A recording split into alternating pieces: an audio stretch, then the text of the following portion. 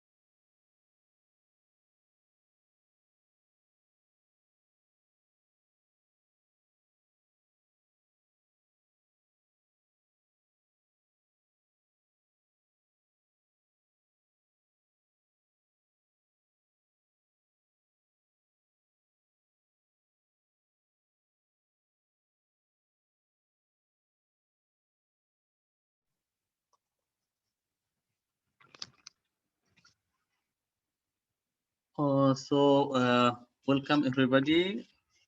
Let's welcome Dr. Chen Wei Long. He is a doctor at UTL International College from Hotel and Management. He was a student at Faculty of Economic and Management, University of Putra, Malaysia. His research interest actually was in hospital and customer service employee performance. So, Doctor, Mike is yours.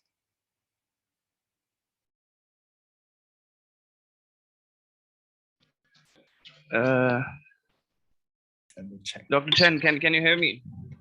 Okay, I can hear you. Is that Anik? Yes, I am Anik. So welcome in the GSC alumni session, and I'm very grateful that you actually agreed to come in this session and to share about your journey, because I've seen that little bit of your journey, because when I came in UPM, I saw you graduating. Because we have the same supervisor, Dr. Hojo, and so I saw you graduating. Even sometime when I need some help, sometimes I see your thesis and like see your work. Sometimes I take guidance from you as well. So I just want to tell everybody that I took guidance from him as well when I was doing my research work up till now. So indirectly or directly, I take guidance from him. So it's like it is a very fortunate thing that he is here with us, and you all can get benefit of asking questions. That after the session you can ask questions. For example, if you're facing any problem in your research journey, you can ask question whether it's related to how to manage time, whether it's related to how to do your research properly. You can ask. So Doctor, welcome in the GSC alumni session. Thank you, Anik. So I'll carry on, right? So I just want to check whether my voice is okay, my screen is okay, my internet connection is fine. Everything is good, right? Thank you very much. It's perfect. It's perfect. Before I start spitting out words, so I want to make sure everything is okay. All right. Thank you very much. Very good afternoon to everybody in this room here today, and thank you, of course, Anik, for inviting me for this sharing session. And I think this is from also thank you for the Graduate Student Club. Are you the president, Anik? You are the president of the club. Yeah, I am. Thank you. Congratulations. Thank you You're for inviting me. And of course, thank you for your committee members for this, for hosting this session. I have the honor to actually speak in this session. And the only thing is that everybody here is studying in UPM, right? Most of them are studying in UPM. Okay, thank you very much. I just want to, I touch more on UPM then. Okay, I think you all know Prof. Ho, the supervisor that I have, the same supervisor that I have with Anik, and then many of the academics or the lecturers or professors that you know in UPM. I think we all know each other very well. And then I'm talking to future academics. Maybe in the future you might teach in UPM. I'm not sure. So welcome to this session, and I'm going to start off. And so Anik actually told me to share my PhD journey and some tips about my PhD journey that I can give to my fellow future doctors here, future professors here. I think that would be kind of challenging, because the fact is that I actually completed my PhD. I survived my PhD. I invested 5 years of my life, actually 5 years right, of my life, because I was doing part-time and part-time work. I was having a full-time job, and then I did part-time. And I took 5 years of my life to actually complete my PhD. And Anik gave me only about 30 minutes to talk about it. I thought it would be so challenging, but I understand that this is a session that I just want to, that Anik wants to host it for you. I think somebody put there is exam period. Now it's exam period, right? Is that somebody is busy with final exam? Okay, never mind. But thank you for coming, right? And I'm looking at the chat box actually. If some of you who are in this room, I'm not sure whether if you are willing to switch on your camera that we can interact, then of course go ahead. If you are not, then if it's not convenient for you, go ahead and hit the chat box so we can interact more, right? And this is like a speed dating session that I have with all of you, right? I have 30 minutes talking time and maybe a little bit of Q&A later on. So if you compare it to a thesis or a research, my session today is actually like an abstract. It's an abstract session that I have, that I need to summarize the key points in the 5 years of my life doing my PhD, and I just want to drop it to you. And I want to just pick the best of every, I think the shining moments of my life, and also some of the ups and downs moments of my life, so that this abstract becomes attractive, and this abstract becomes summarizes what I actually went through in the past, in the 5 years, 2018 to 2018,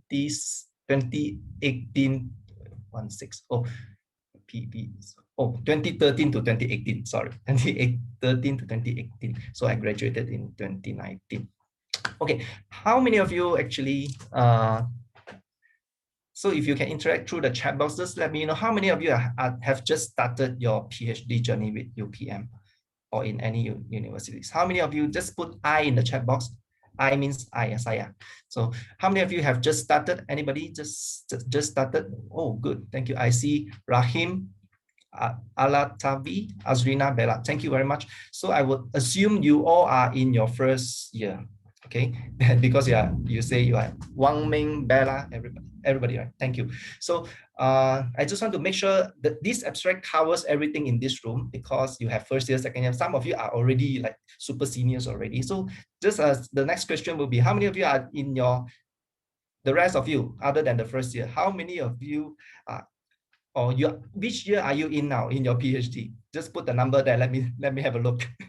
Are you in your second year or third year? Just put the number 2, 3, 4, 5 more, maybe 7, if you want to surprise me.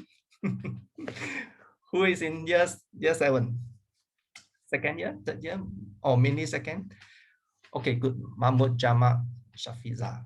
Right. Thank you, everybody. Fazlin. Third year, good. Thank you very much. So I assume most of you, I think some of you are full-time or some of you are part-time, doesn't matter. So I just want to cover everybody, right? First year, second and third year, because what I'm speaking might be relevant to you, or might not be relevant to you because you're in different years, right? Because you're in different milestones. I know you're definitely hitting some milestones already. Some third semester maybe is second year already. right? So you are hitting the next milestone. So for those of you in your first year who have just started, right? If you have a pen, write this down. This is very important. What I did in my first year.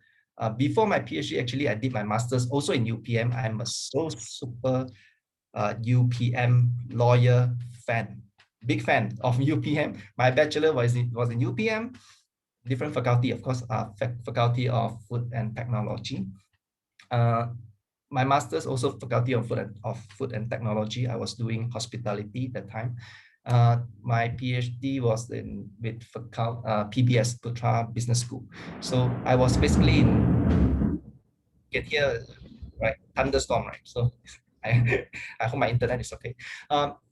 So my entire degrees or my graduate studies and postgraduate studies were in UPM, and I like it very, very much. I'm very familiar with the place. And after going through this master's research and PhD research, actually, my only should I say advice? Maybe my advice, my piece of advice to first year students, especially, right? If you are lost, I want to assure you, I want to guarantee you, if you are now lost, or if you are now feeling that you want to give up, or if you are feeling that you don't know what to do, let me tell you something. That means you are normal, right? That means you are normal. This is absolutely normal. This is a must go through process, I would say, for every single student as a beginner in the postgraduate study. Whether you have masters, do we have master's students here in this room, Anik?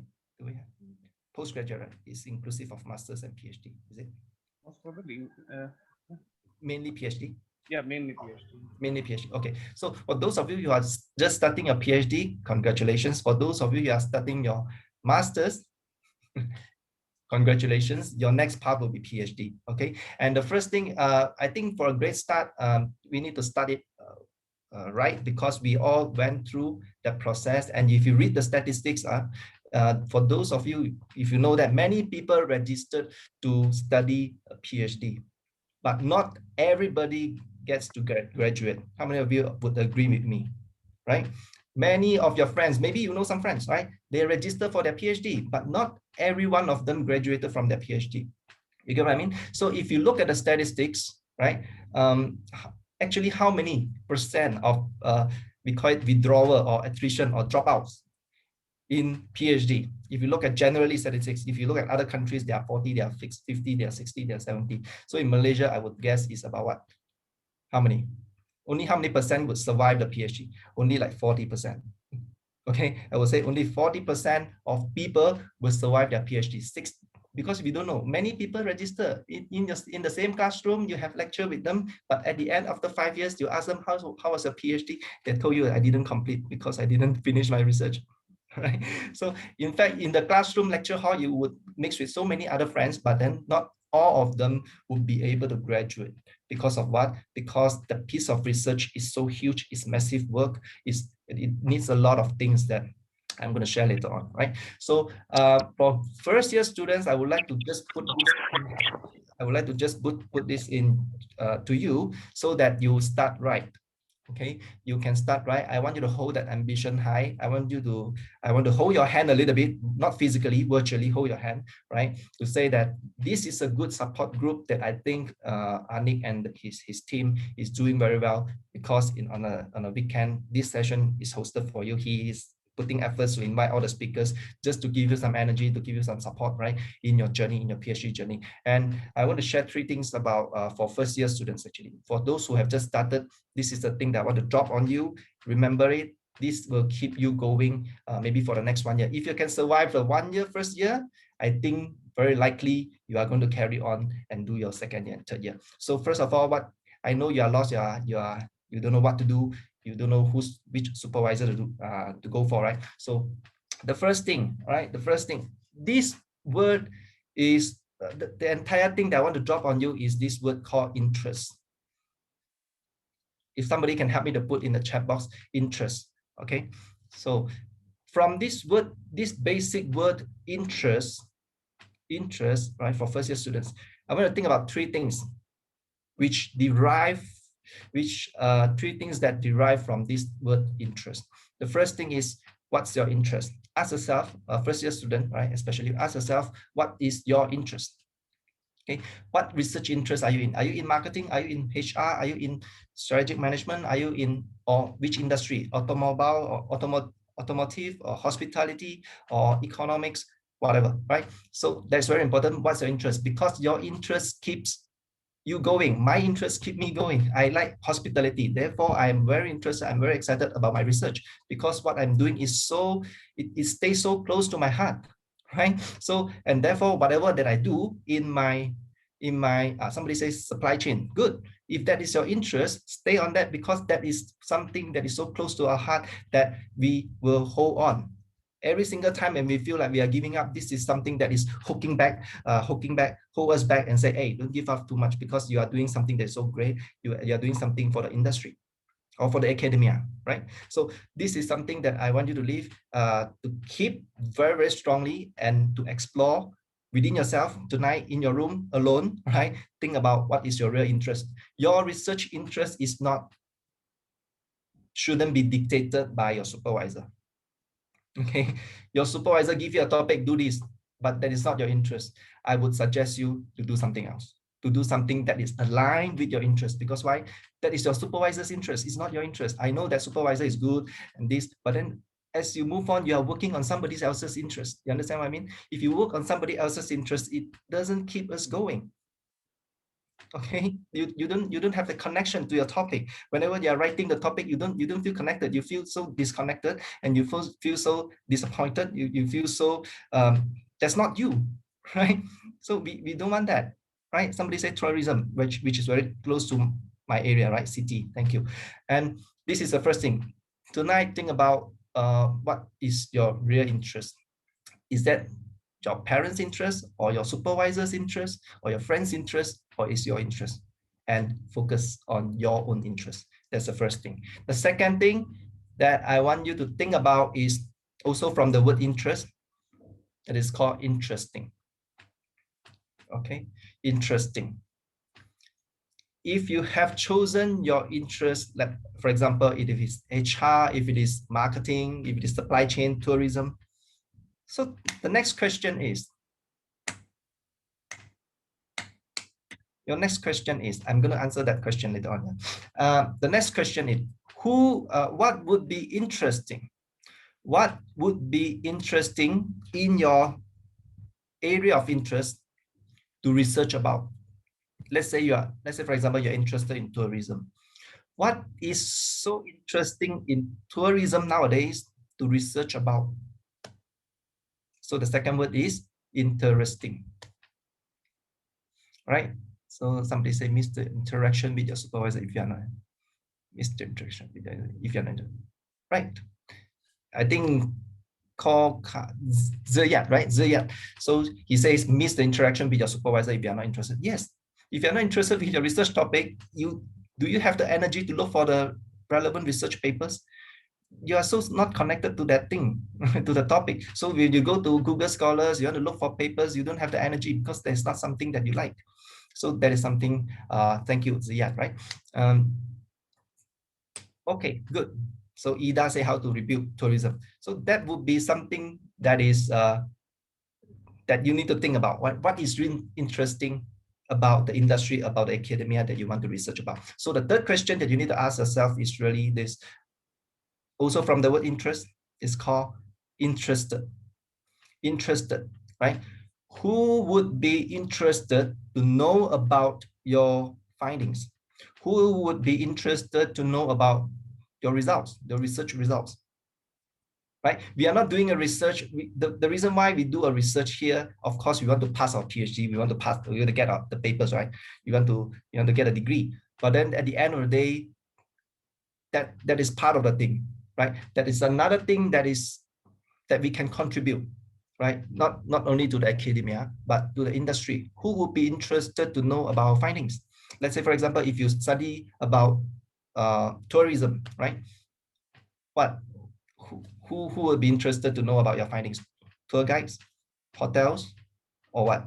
Tourism, Ministry of Tourism. So think about it. Whatever that we do, the research that we do has an impact on somebody else.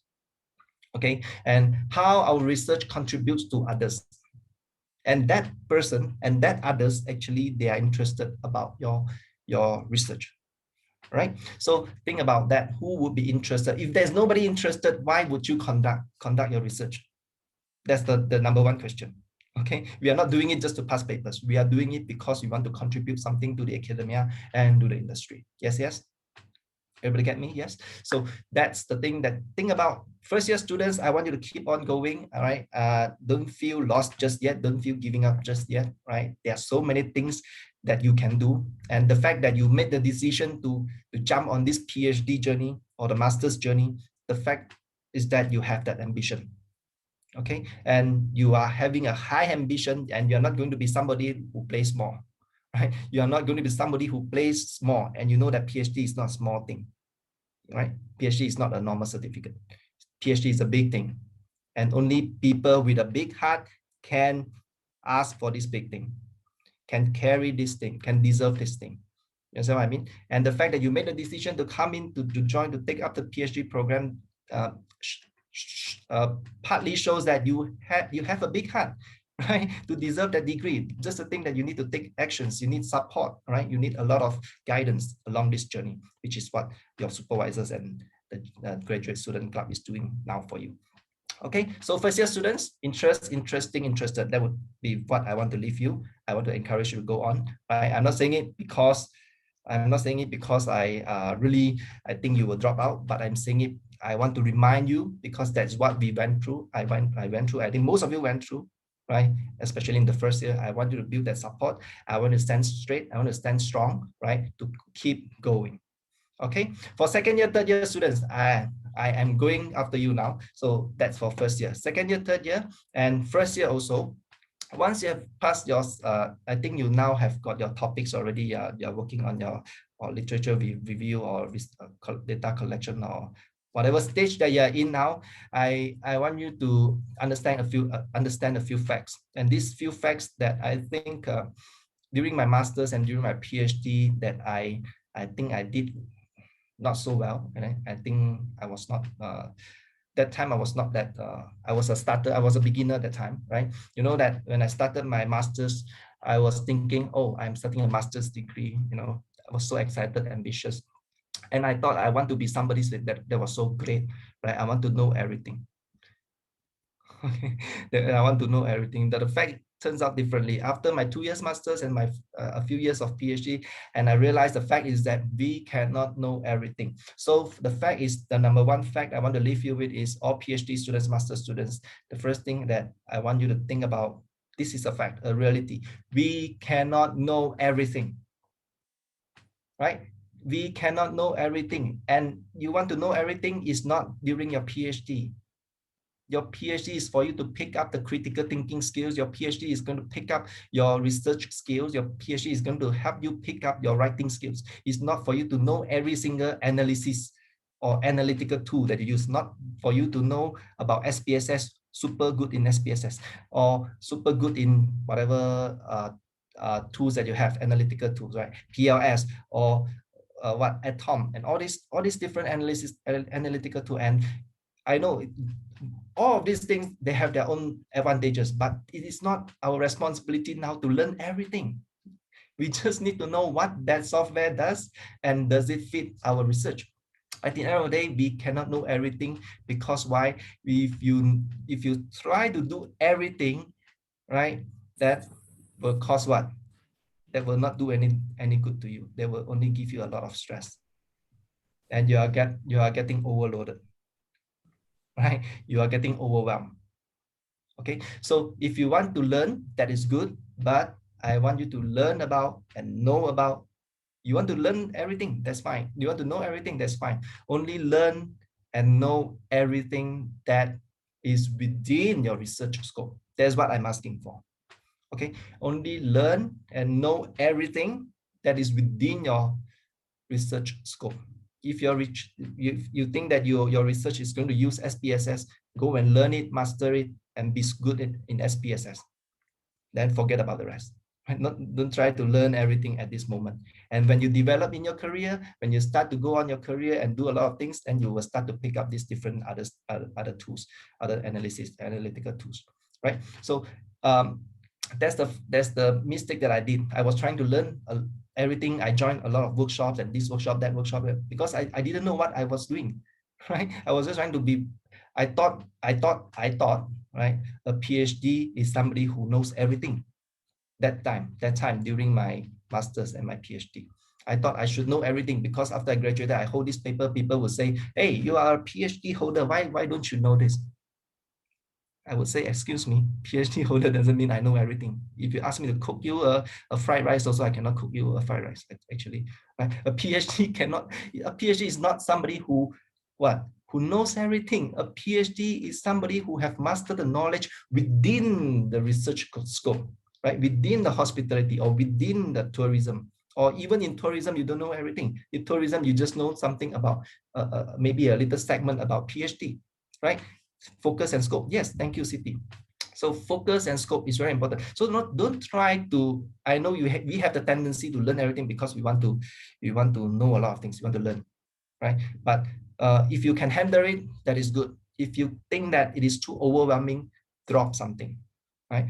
Because the fact is we do not need to know everything. Just focus on what is within your research scope, all right? And the second thing is, I know there are a lot of things that you need to do, and let me just click the chat box a bit. Oh, okay, my chat box is here. Okay, the next thing is really, you have a lot of things to do. I know life is giving us a lot of things, right? We have family to take care of. Maybe some of you already have family, or some of you are doing some full-time job like me last time, right? So we are so demanded everywhere.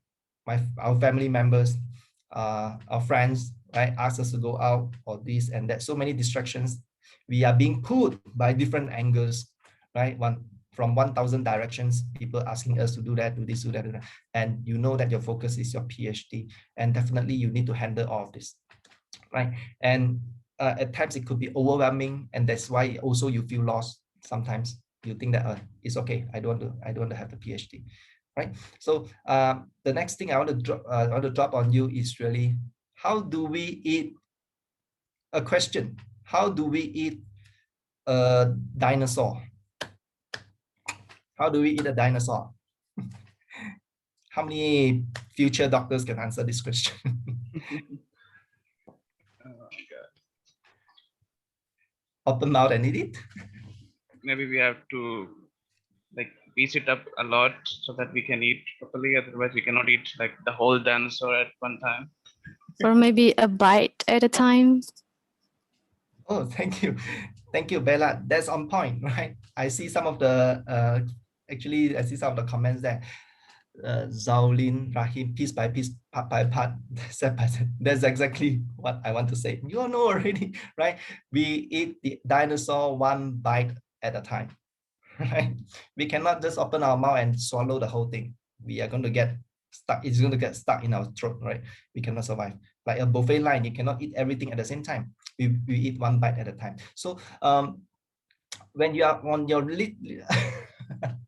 Alpha, thank you. You are vegan. How do you eat a watermelon? Right. So one bite at a time. So the principle is this. So whether you're in your literature review, whether you are in your methodology, whether you're writing every single day when you wake up, you want to write something, set something in your mind. Today, I want to focus on literature review. Maybe this paragraph, or maybe just data collection, right? Today, I want to focus on writing this data collection, this paragraph. So, and you just complete that. That's it.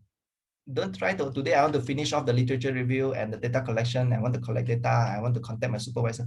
Too many things, right? So I think these principles all of you know already. Okay, you all have answered very on point, right? So one bite at a time. Think about, you know, every time when we get start to get overwhelmed, it is not really there are too many things that are happening around us, but the main thing is really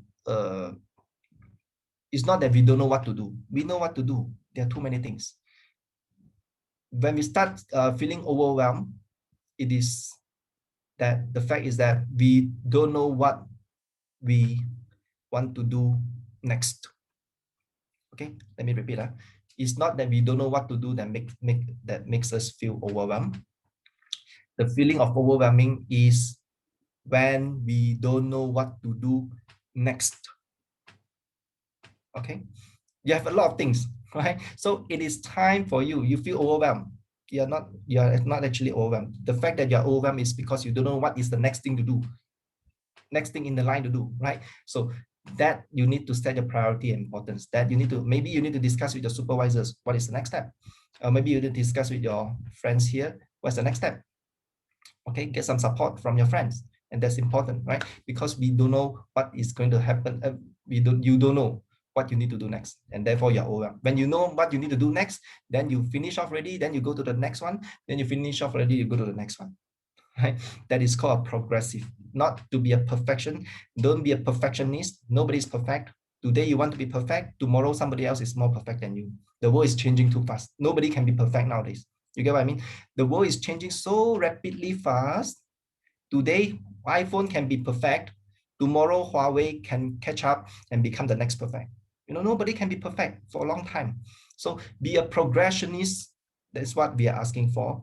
Keep your progress, keep your milestones, keep your this timeline, right? So that you can achieve your PhD in the relevant time frame that you want. So the last thing I want to talk about is really, I don't know how many of you have that thoughts of just, how many of you want to just complete the degree for that piece of paper? You just want to do the minimum and just pass the paper and get your degree. I just want to submit to a journal, publish papers, minimum, that's all. How many of you have that thought? Or how many of you are actually thinking about, you have invested so much time in your PhD, in your time, your energy, your relationship, your emotions, right? Everything in that PhD, right? So at the end of the day, you just resort to just, okay, I just want to pass. I just want to graduate. We all have that feeling, right? What I want you to do is to push a little bit that feeling, and think about, you have invested a lot of things. You have invested your family time. You have invested your dinner time, maybe. You have invested your entertainment time. You have invested your personal time, your friends' time, your energy, your relationship, right? For your PhD. And it is not, is it worth it that we just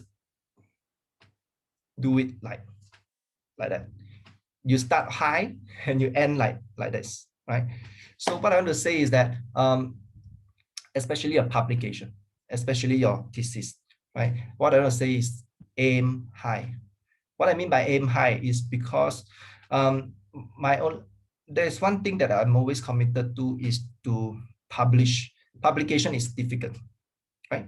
It's difficult, especially you want to publish in high-ranked journals, which your supervisor will be very happy if you publish in high-ranked journals, right?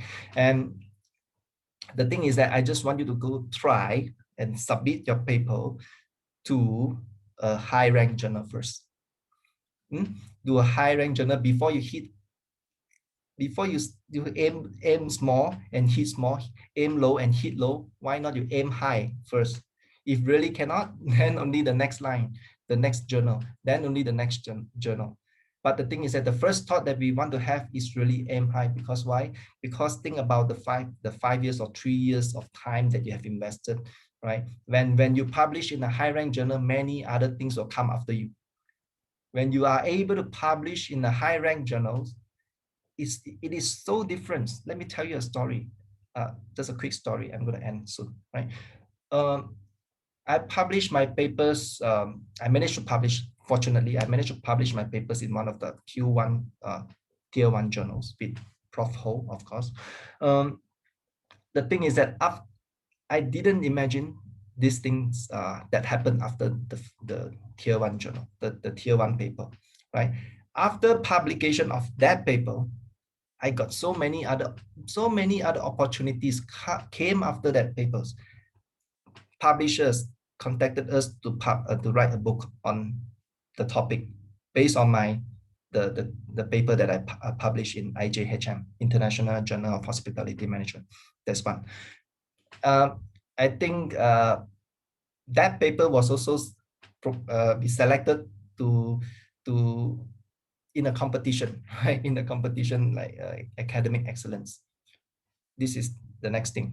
And then this paper also got recognition from my many other colleagues read this paper, and they were so proud of my paper. When I put in my resume also, right? This paper Q1, it gives a lot of impression to your readers, of course, and to yourself in terms of your career later on. So that's how you, because after this PhD journey, you are probably going to start on your academic career or on your industry career, whatever career that you're working on. And this paper is going to be your label. Let me tell you, this is going to be a label. This paper tells a lot. I'm not saying that I'm very good, but I'm saying that I am just trying to hit high.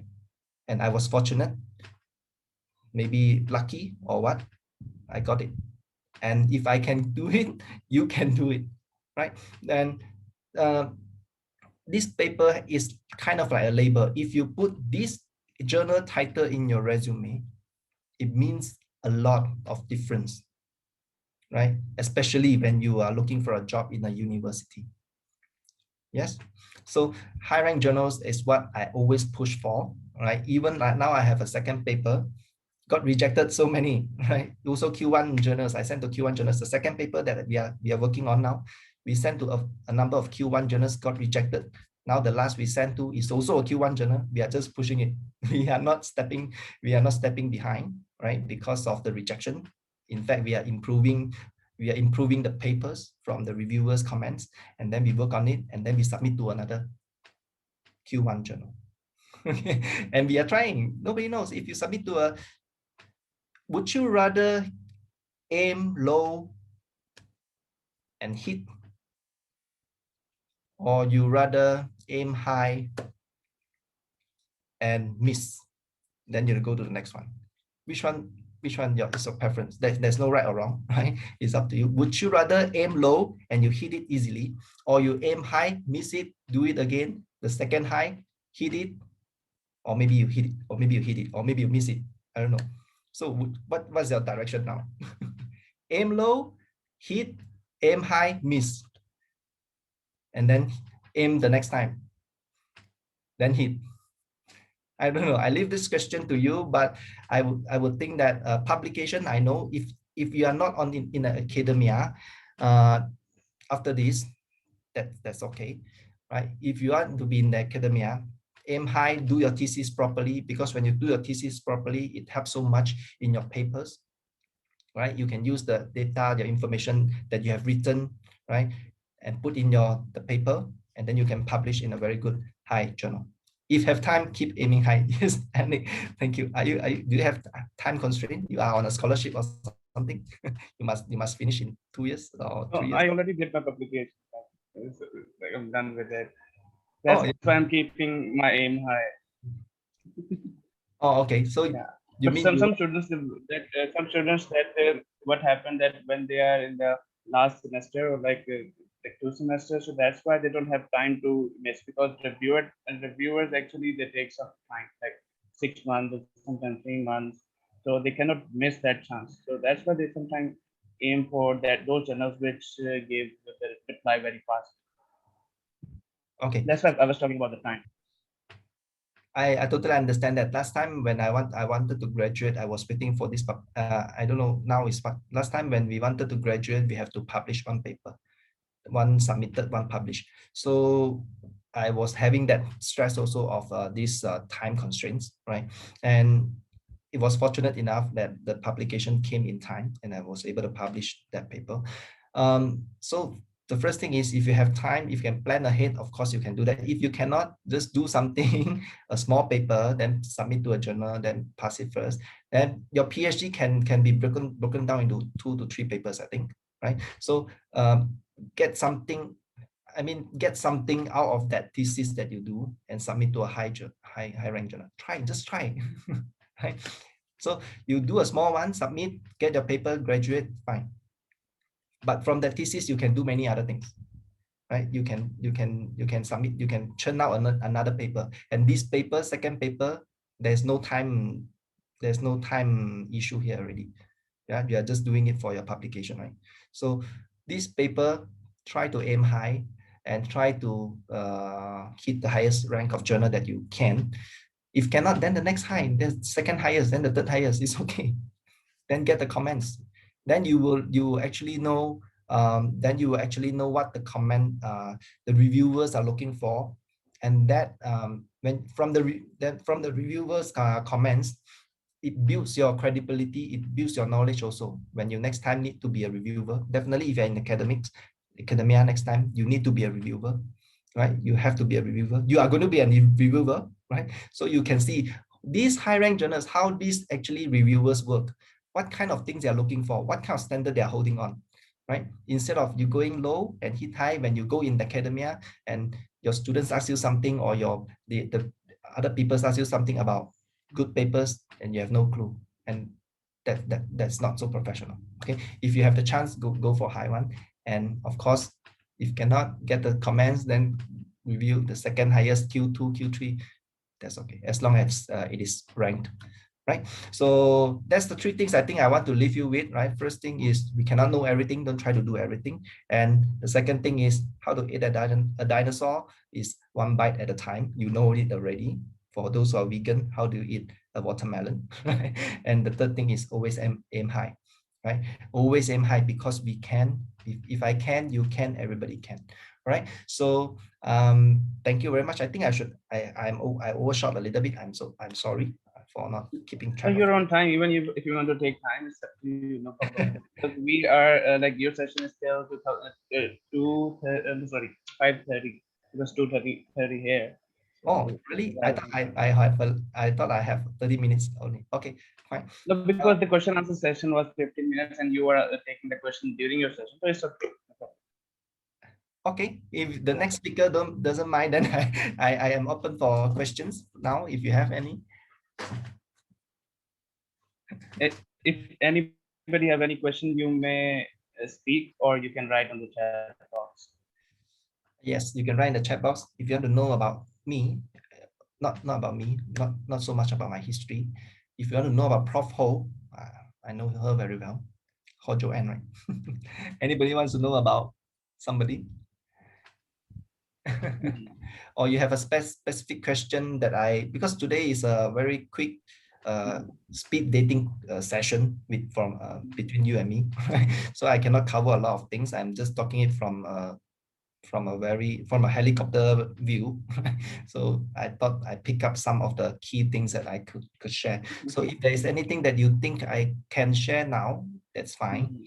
If there's not now, then we can always connect next time, right? It's one of the question I think which so many people want to ask, because I've observed that so many of the students, they face this problem that they have like their jobs at the back, or sometimes they have so many commitments related to their family. Some people are married, some have kids, so it's like very difficult for them to manage the PhD, because whenever they want to focus, it's like they sometimes lose focus.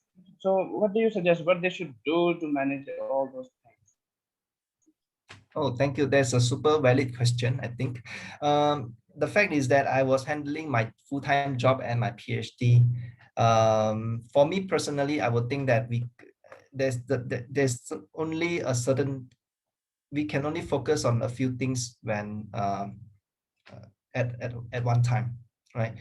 If, for example, you're having a full-time job and you're having a family, you're having a few children to take care of, you're doing a PhD, you're having a parents they need to take care. I really cannot imagine that, because I would think that will be very, very taxing for you. Okay, I am not sure how we can actually prioritize, right? For me, I was quite focused that time, right? I was having a full-time job and I was doing my PhD, and I said to myself, I was not going to engage in any relationship that time. That's the first thing that I dropped. That's the first thing that I dropped out of my equation. There's one thing that I actually what can I focus on, and what kind of fraction of time that I give to each. Let's say, for example, it is not a, it's not to say a balance of everything. Let's say you have 5 things to take care of: your family, your job, your PhD, your children, and your health. Example, you have 5 areas to focus on, and it is not about balance. I think it's not about you must give 20% to each of them. 20% to your PhD, 20% to your family, 20% to your health, 20% to your children, 20%. Your time is not distributed like that. I think our time is distributed based on what works best for us. For example, if you spend lesser time with your family members, I think they will be considerate enough to know that we need to spend 30% of the time in our PhD, right? The thing is that we have to, I think we have to set the first two. I think the first 2 things that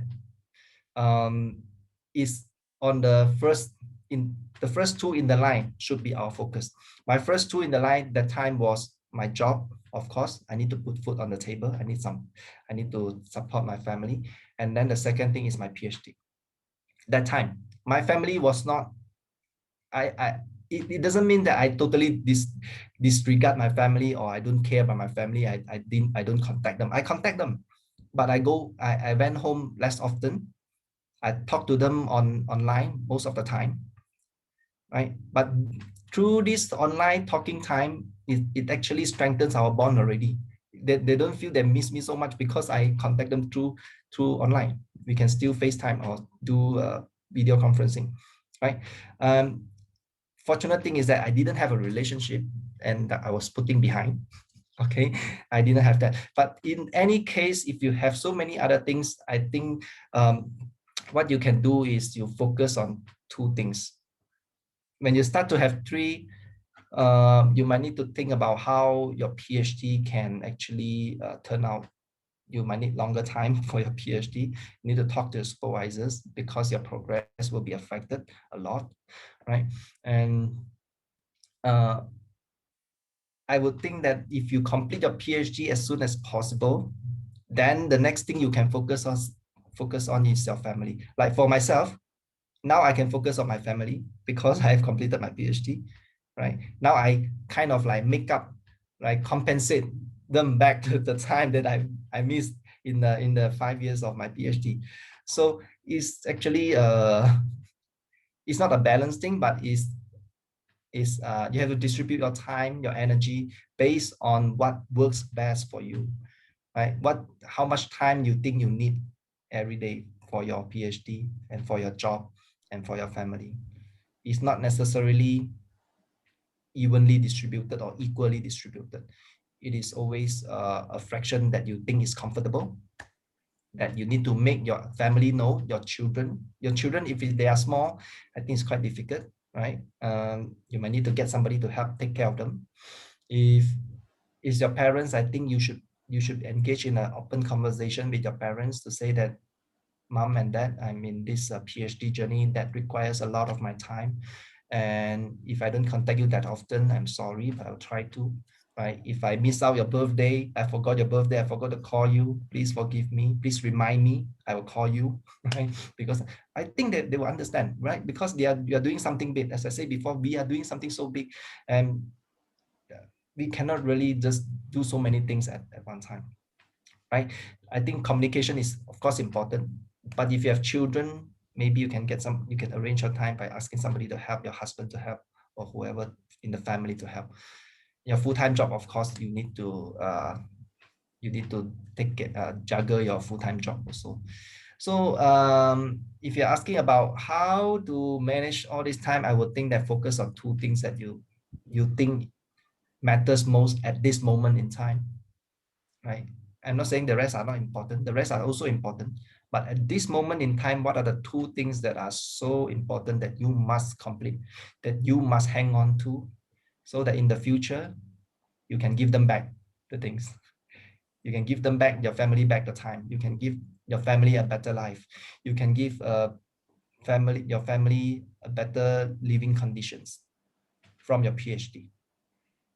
Isn't that an investment that is worth is worth doing. So that's my take on. Very well answered. Very well answered. So yeah, I think most of the students now they know that how to prioritize because they don't know what to prioritize. Maybe they will think now to that what two things are most important, and they can prioritize them to so that all the things will not get affected. At least two can be achieved successfully. Yeah, we have some more questions with us. Yeah, So I'm looking at the chat box actually. Yeah, yeah, a lot of interesting question. Which one should we start with? anyone you like.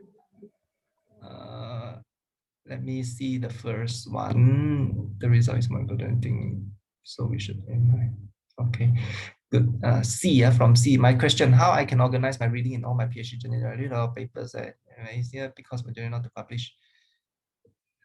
Because our journey not to publish only, but also the rightful thesis.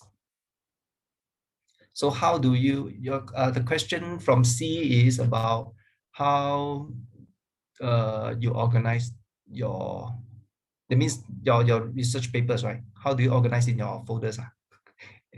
Do I understand it correctly? What do you understand from it, Anik or the next speaker?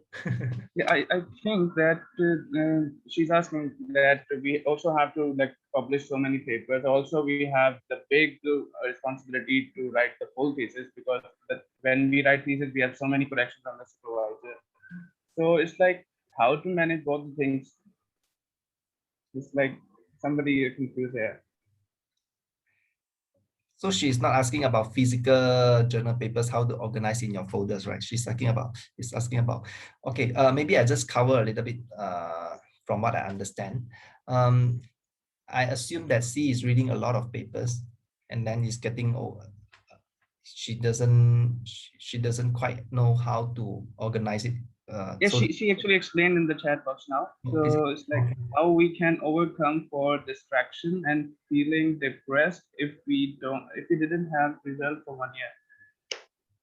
It's like maybe she is trying a lot for 1 year, but or he, I don't know, is not having the required result. So maybe there is some stress in our participant that he or she is not able to manage it properly. where is the thing? I cannot see the, sorry, I cannot see the, actually I got the direct message. Maybe, oh, direct message. Okay. Yeah. Can you I was trying to say, okay, never mind. I just noticed it. Would you mind to just repeat a little bit the what she said? The question is that how we can overcome for distraction and feeling depressed if we didn't have result from 1 year. Didn't have what for 1 year? Result maybe a participant is writing a thesis, maybe trying to publish the article, but in 1 year no result is coming up, like still like not progressing much. So how she feels depressed. Okay. Yeah. Depressed. I think thank you very much, Anik, for, and see, I want to confirm that you are human because every human has emotions. Okay.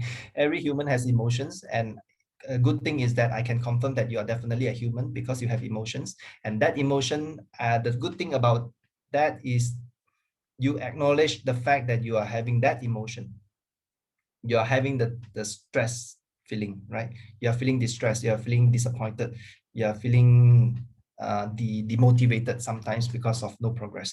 So that's a good thing that you need to think about. Let the feeling go through your body, right? Let it flow through, right? Not hold it, not to hold it in your heart, right? Let it flow through, understand the feeling, and the next thing, when you are calm, think about what causes that feeling actually. What causes that feeling?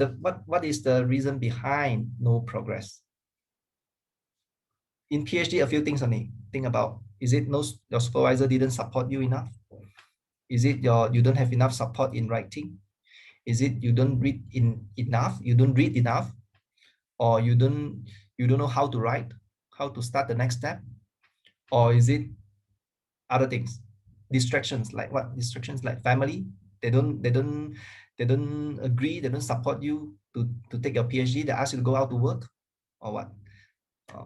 So there are so many other things, distractions, like you say, right? That's true. right? We are in a world that is, we need to interact with other people. Distractions come every day, every single minute, every single time. And the thing is, understand your feeling and why that feeling comes to you. Is definitely something happened. Something has happened in you, and we need to diagnose and get to the bottom. What causes that feeling? What makes you think that you are stressed? Like, for example, I'm stressed because I need to meet a deadline, for example. Like Professor Ho Jo-Ann asked me to submit the draft by next week, example. I don't know how to do the draft, right? And there's a stress for me. Okay, and I acknowledge that there's a stress for me, and I will think about why would I be so worried about that stress? Why would I be so worried about the deadline? That is because I don't have enough content to write in my literature. Example, okay, she always push me to send draft. She thinks it's very easy. So I haven't read enough to actually to prepare the draft for Prof Ho now. Okay, and then the next thing that I will do is I will think about what can I do. The number one question whenever we feel stressed and whenever we feel down, right, is really what can I do? Ask yourself this question: what can you do? Can you communicate with your supervisor? Can you communicate with your support, this graduate student club here? There are so many people to support you, peer support. Can you go online and look for more information? Can you discuss with your supervisor, ask for more time? If there's no progress, can you be open, right, to put on the table with your supervisors, these are the things that don't work out for me and I want to move on. I'm very interested to move on, but these are some of the things that happen. Can we trash things out and discuss?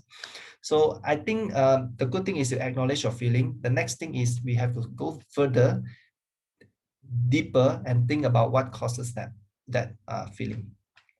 And think already what causes that feeling is not only stopping there, right? It's really the next thing to do is asking yourself, what can I do? That is the question that makes a difference in everybody, even in the pandemic now, right? Many businesses are getting down. They don't know how to tackle, they don't know how to adapt to the pandemic, but they haven't thought about this question. What can we do? Restaurants, what can we do? Delivery or what? What can we do? So what can we do is a very important question that can make a difference in your PhD life, right? So C, I would think that you would need some help if you are not really sure where to start, and I think you can look into the problem itself and then ask yourself, what can you do, right? You definitely need help. Okay. So we will go towards, I think, the last question. I will try to mix all the question and make it one. It's like Iman had talked about that that we have to publish 3 articles, because you mentioned that from our thesis we can publish 2-3 articles. So whether it can be review article, bibliometric article, and empirical ones. And the second question was that how can I get the job after doing masters during this pandemic? So yeah, and the last questions were that doctor, is it encouraged to straight away pursue PhD after master? And yeah, these 3 questions. 3 questions. Yeah. Okay. Is it good to pursue a PhD after master, or how to get a job after master, and about the publication, 2-3 publications, like which publication can be a good choice? Which type of articles, like critical or review article? I'm going to answer these 3 questions, right? The published 2 to 3 papers, right? Is that? So I just quickly run through everything again. Yeah. Iman says publish papers, 2 to 3 papers. Yes. For a PhD thesis, you can publish 2 to 3 papers. If you want to submit to very high rank journal, maybe just 2 papers only, because you need to summarize a lot of contents and put in a in a very concise way to publish. So you can basically publish 2 to 3 depending on how big your research is actually. And then if you want to publish in more papers, of course, you need to reanalyze your data from a different perspective, then you rewrite it, and then you can publish more, right, from different perspectives. So from the same topic, same subjects, let's say customer performance, okay, then you can analyze from the gender perspective, from the race perspective, from the cultural perspective. So from the same set of data, you can derive so many other papers after that. So when you collect your data, make sure you gather as many data as possible. One is for your PhD to graduate, one is for your future papers. You can use back the same set of data to analyze from different angles. Okay, then you had that, you don't even have 3, you have 4, 5, 6 maybe, right, from the same set of data, if you are able to collect the data. Okay, the next question will be, how do I get a job and career? And this question is, I would, for this pandemic period, I would say only the 4-letter word called luck. L-U-C-K, luck, right? And you know that many universities, the fact is that many university, and even from my institution now, my college, they freeze hiring, and many universities actually they retrench lecturers for now. Okay, for now they retrench lecturers because students cannot, the students they are financially impacted, right? They don't want to go on to online learning like that, so they cannot survive, so they retrench a lot of lecturers. So for now, if you are able to get a job, it depends on your luck. And of course, if you have connection with somebody, of course you can try the connection. If you have not, the next thing is you think about your area. If your area is so unique, your niche, that everybody demands that, then maybe you can try. If you are talking about like generally, like you're talking about PhD in or masters in marketing, there are so many people masters in marketing, that too general, right? So the competition is there, is tough. Okay, if you are talking about you have a master's in maybe quantum physics, that is so unique, that is so specific, that big tech companies that they want these people, then you might be able to get a job. Okay, so I would say it's luck, depends on your area. If you are talking about general area, general research area or general interest, that will be quite tough at this moment, to be frank. If you have some connections in universities, professors can get their connections, see whether there's an opportunity. If not, continue PhD first. Go ahead and do your PhD first, since you are not doing anything now. All right. Okay, so I think we should move forward towards the next session. So thank you so much. And if anybody has questions, you can just type in here. And I think if Dr. Chen, you have time, you can answer on the chat box if you're free. Sorry, I think I missed out one. Is it encouraged to straight away pursue PhD? Okay, yeah, this one just 1 minute. Just 1 minute. For me, I would say yes.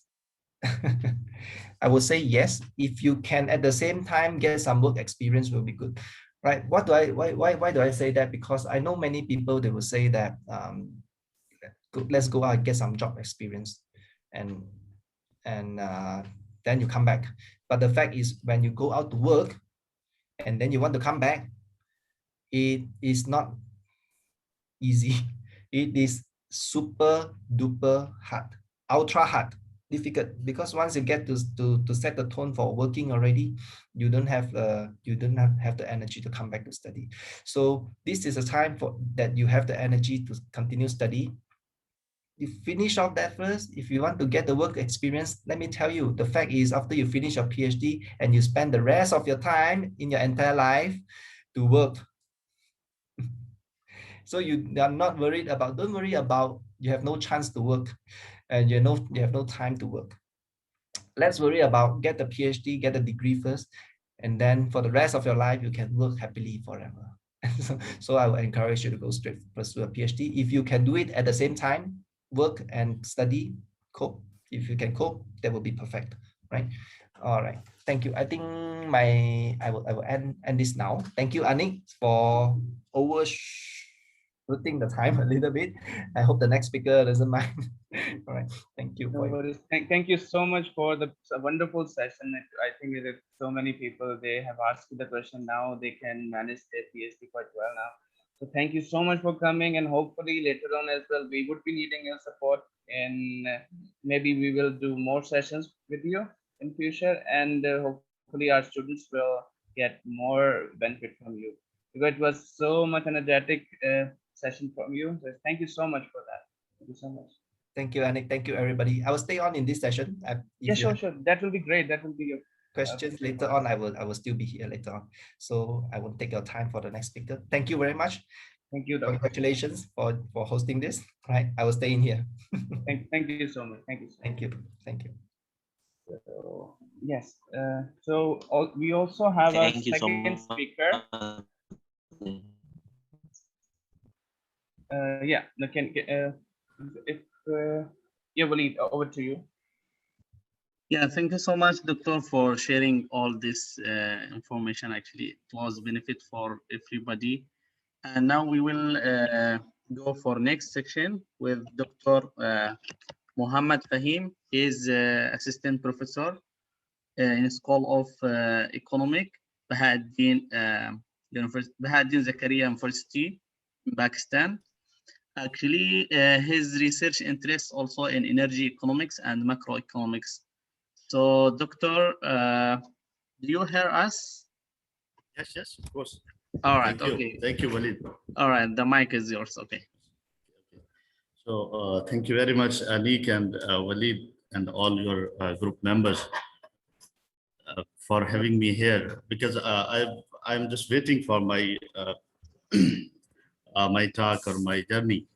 So I'm really thankful to Dr. Chen that he already discussed a lot of things that I already have some little bit points, but he already discussed. But I just make some increment, just like some tips or some little bit talk about my journey, some challenges or how to manage the time and all other things.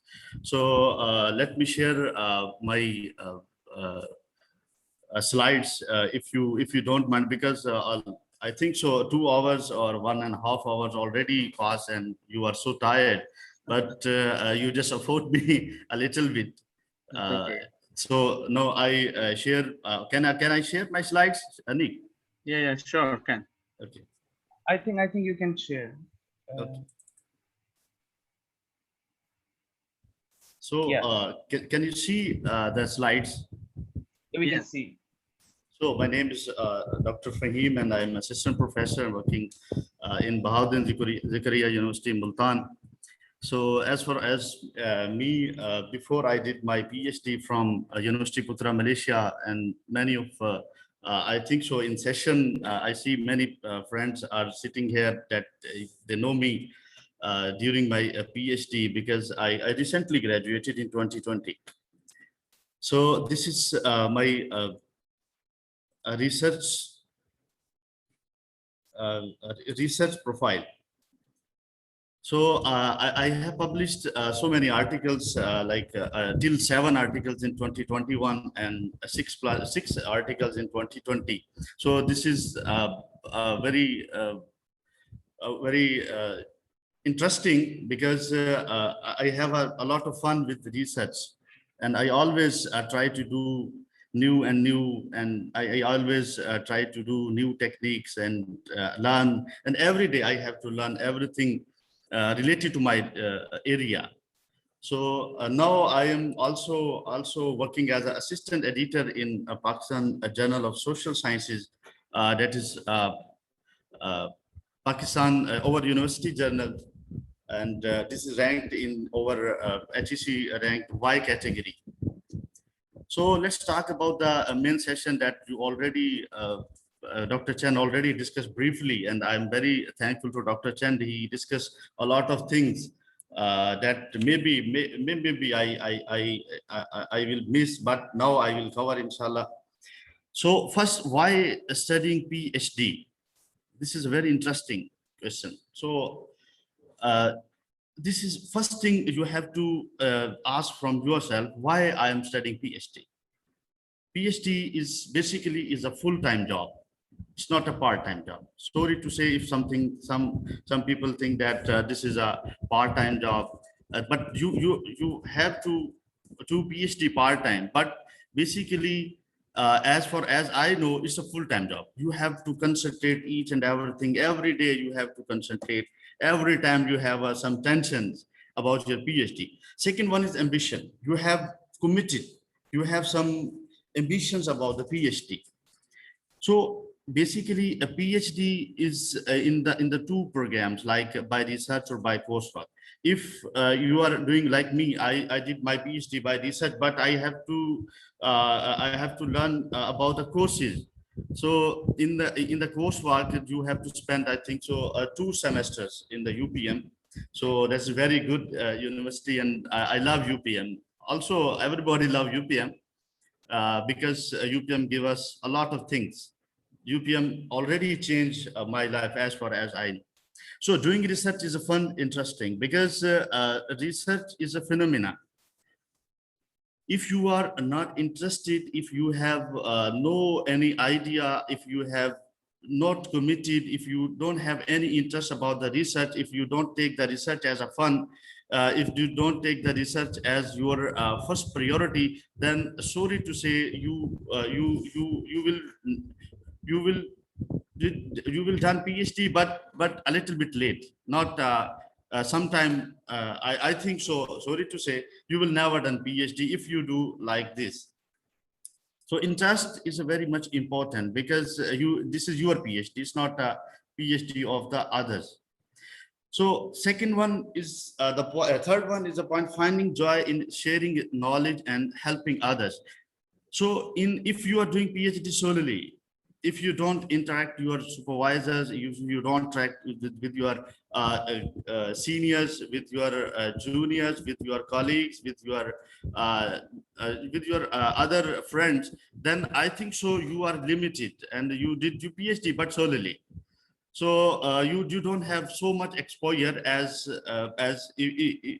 I know. If doctor has not so much exposure, that he will not succeed in the future, because he have limited knowledge. So I think so. If you are doing PhD, then you have a plan to discuss. If you have plan, if you share your knowledge and help others. If you help others, then definitely. Or what is like a globe round, then everybody have to meet each other in one point, then in the next point. So you have to help each other. So last one is getting doctor title. This is a very much interesting. Everybody is enrolling in PhD, or he's doing PhD, then he's waiting for that time. The time is when you get the title of doctor. So as far as my PhD journey, so I divided into 4 sections, 4 periods. So first one is like I did my PhD on full funded scholarship that is given by my government, my university, Bahauddin Zikaria University. So with the collaboration of Higher Education Commission. So that was the excitement period when I won the scholarship. Then I was so much excited that I will do PhD and from the abroad. Then they put some conditions that you have to secure the admission for top 500 universities. So then I applied, and I emailed to professors. Then I'm very thankful to UPM and my professors. So they accepted me, and they are ready to give me admission for the PhD program. So that the time when then time came, then I got passport with visa. Then my destiny. That time I started my PhD. So in the next phase, after reaching Malaysia, that's like a dreamy world. As far as I know, Malaysia is a very beautiful place for living, for reading, for teaching, for everything. So as far as me, I love Malaysia and I love UPM. So then struggling period started.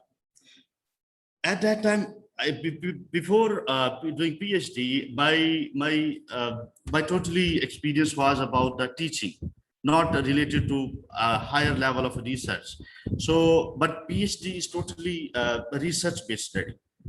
So when I started my PhD, that time in the initially time period, I confused what happened. Uncertainty all the time. I feel uncertain. If I did this one, then if I do, and then these type of questions that is all that in my mind, I will succeed or not. So I'm just lost in jungle, like no, what happened in the next moment, but internal and external doubts always come into mind. So what happened if I will not succeed? So these are the some struggling period. I got some, every student have some have to face this struggle time period. So I already faces that time period. So during that time, I mostly time I exhausted during the hectic routine. I always go to library, then reading a lot of time, because over economics, because I did my PhD in economics. So economics is not a lab work. It's basically is a science of human behavior that may changes, and we have to focus on the primary or secondary data. So my study, my research is on secondary data. So I have to read a lot, and I have to give a lot of time to library. Meanwhile, I am just look after my family and my kids, but this is a very hectic routine. I always go to library, then all the time I was busy. So these were the struggling time period. So after that, after some time period, like in first semester and second semester, I did my coursework. So that very much packed time. So I don't have so much time to research, because all the time assignments, quizzes, and all the things. So lectures. So after that, starting from a research seminar. So from research seminar, I have just make a plan. So now I'm in the right path, and I just do some uplift myself to in the research program. So replan, move forward step by step. So in this self-lifting period, I always remind myself, if I plan something, then I will not succeed. Then I just go, no, don't worry. Tomorrow will be all right. Tomorrow will be all right. All is well. All is all. Every time I have to questioning myself. So just motivate myself. So frequently attended workshops and research seminars. That's very much important in your PhD study. You have to attend frequently workshops and research seminars. If you are working alone, if you are not discussing your problems with your friends, your trainers, your supervisors, or other persons, then you will not succeed, because everybody is not expert in each field. He's expert in little bit in some field. If you have to, if you are learner, then you have to learn. Doesn't matter who is that guy. So you have to learn something. So you have to learn. Then you have to give time to this. Then you have to attend the workshops. You have to attend the research seminars to get more and more ideas about your research. So a research discussion with others, postgraduate students, research discussion, because basically you are not alone. If you are doing so nowadays, the pandemic days, I'm sure a lot of troubles. So, but when I was in Malaysia, then at that time I mostly visit library. Then I always discuss with my friends, my other postgraduate students. If I have some query, if I have some problems related to research, related to some methodology. So because in economics, as far as I know, if some students are from economics background or management, business, so software working is very difficult task, and your methodology part is very difficult task. So at that time, I mostly frequently discuss with my postgraduate students. So I'm doing like this technique, but I face some problems, some a little bit confusion about this technique. My data range is this one, then I have to apply or not. These type of queries, these type of problems you have to face during your research, but you have to uplift yourself. You are not alone. You are not alone. Mostly students are facing like this. So you have to uplift yourself. So last time, last period, that was assuring period. That was at that time, at that time, understanding what I did not only know, now I see. At that time, I learned something.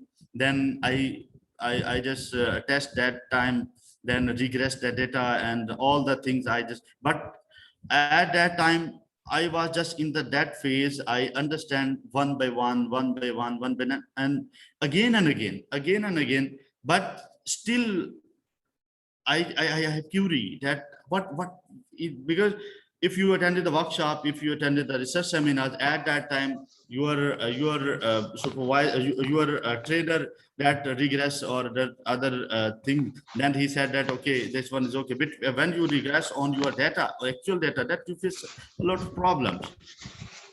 So second one is balancing between learning new things and maintaining the main study. So it's not okay if you are learning more and more and new things that are not much related to your thesis, your research papers. So if you learn all the things, it's not a good thing. You have to learn specific things related to your study because time is very short. Time is very, very short. If you have program 3 years program, if you are learning all the things but not that are not much related to your research, that is, I think so, it's not good. But you have to learn the most important things, prioritize the things that that are related to your research. Then you have to focus on that thing and learn and maintain the main study. If you have to take your focus on your main draft, like a PhD draft. So analyzing and writing is very difficult task, but not impossible task. So during analyzing and writing, mostly people, mostly students shocked, but because theoretical background, if you're studying the theory, if you are studying the books, that is so much other things like that. If you are working on the analyzing, or if you are doing the research on your software, but if your results are opposite of your main hypothesis, then it will be trouble for you. But you have to justify. It's not impossible, it's possible. So in the second loss, learning experience, what I learned from my journey. Number one is set priorities and obey them. So you have to set thing is very much important for you, that you have to prioritize your things. Like if you today you have work for your methodology section, introduction section, or literature review section, and but rest of the thesis, if you are in any state, so you have to set the target, you have to prioritize the work, then you have to obey that. So always make plans, set deadlines, and take actions. During your PhD, nobody care about this one. Nobody said you, oh, okay, you did this one, you did. No, it's your PhD, it's not others' PhD. So you have to set the deadlines, you have to set the plans, then you have to take actions on that plan. So have consistent discussion with your supervisor. It's very important thing that you have to discuss each and everything with your supervisor. So because your supervisor counts a lot of things you don't know, but if you discuss with your supervisor, then they give you the new direction. So I think so your supervisor role is very much important in your PhD journey. So you have to choose, be careful about choosing your supervisor, and be careful about your topic. So, and have a consistent discussion. If you are related to your interest, if your topic is related to your interest, and this is also related to your supervisor expertise, then it will be very smooth. Otherwise, that will be not very smooth. You have to push hard. So discuss with others and learn from them. So this is very much important thing. If you are working, you are doing research, but during research you have to interact with the others, discuss your work. It's not like a thing that somebody steal your idea. No, because this is your study. You can do your study. If you don't discuss with others, then you can never learn, you can never get new directions from them. So invest in study. That's very much important. Some people not agree with me, but I am sure that is very much important. Invest in study. Number one, time, effort, and money. So you have to invest your time. You have to invest your time. You have to invest your money. You have to invest your effort in learning new techniques of research, or new techniques related to your subject. So be positive and take the challenges. So this one is very much important. So you have to encourage yourself and always think positive. Don't be don't be put yourself in the disturbance mode, or in that zone. So so don't get if I will not do PhD, this is a very hectic. No. So you just take positive. Okay, all is well. Tomorrow will be the all right. So that is a positive attitude toward studies or your PhD journey. So don't be afraid to make mistakes. So if you always afraid of, if I write one thing or one paragraph or one line, then it may be wrong, and then I commit a mistake, then what will happen? So no. So don't hesitate, don't afraid be mistake. So if you write something, if you read something, then you have to work. If you have to learn more and more. So in the last, I have some tips for you as from my during my PhD I phases, and I have realized some important valuable tips for you.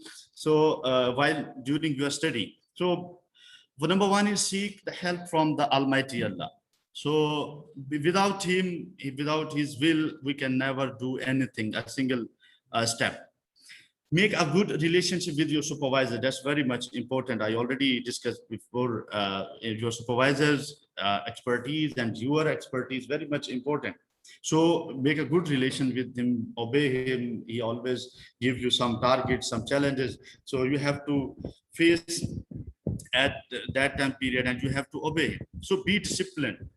If you make a plan, if you have a time for library, if you make a plan for reading, if you make a plan some other activities related to research, then be disciplined. Always obey your committed time. So learn art from rejection. That's very much interesting. Some people are very thinking that I am perfect. So, but nobody is perfect. Always have some cushion for rejection. Learn art of rejection. If you do something, if you write something, then you show your work to others, then they already have some idea, then they reject your work. So this is very nowadays. I also yesterday I have one journal gave me a rejection with I think so 4 pages corrections. So I submitted my articles in the Q1 journal, then they rejected my my paper, then they give some valuable comments on that paper. Then now I realize that's very valuable comments. Now I am incorporating that comments for the next submission that I will submit to another journal. But no, don't be hesitate, don't be afraid, don't be deny the art of rejection. So learn the art of rejection. So learn how to work in the group and how to take criticism. If some students or your colleagues, your friends take some criticism, then you have to accept it, because everybody is not good, or is not, because in criticism, if somebody criticizes your work, then maybe you have some deficiencies in your work, in your draft. So make conferences as a part of your PhD. That's very nowadays is very easy, because every university or every research forums always conducted workshops, or conferences. So you will be the part of that conferences. You have to learn every single day. So follow what is happening inside your field. Always try to Google, try to check what is new thing in your field, because you are expert you will be expert in your field if you know each and everything about your area, your field. So don't expect others to fix your problems. So your problem is your problem. It's not problem of others. So you have to fix your problem yourself. Nobody will fix your problem, because if you have some expectations, other guy will help me all the time, that it's not possible, because it's your PhD. You have to fix your problem.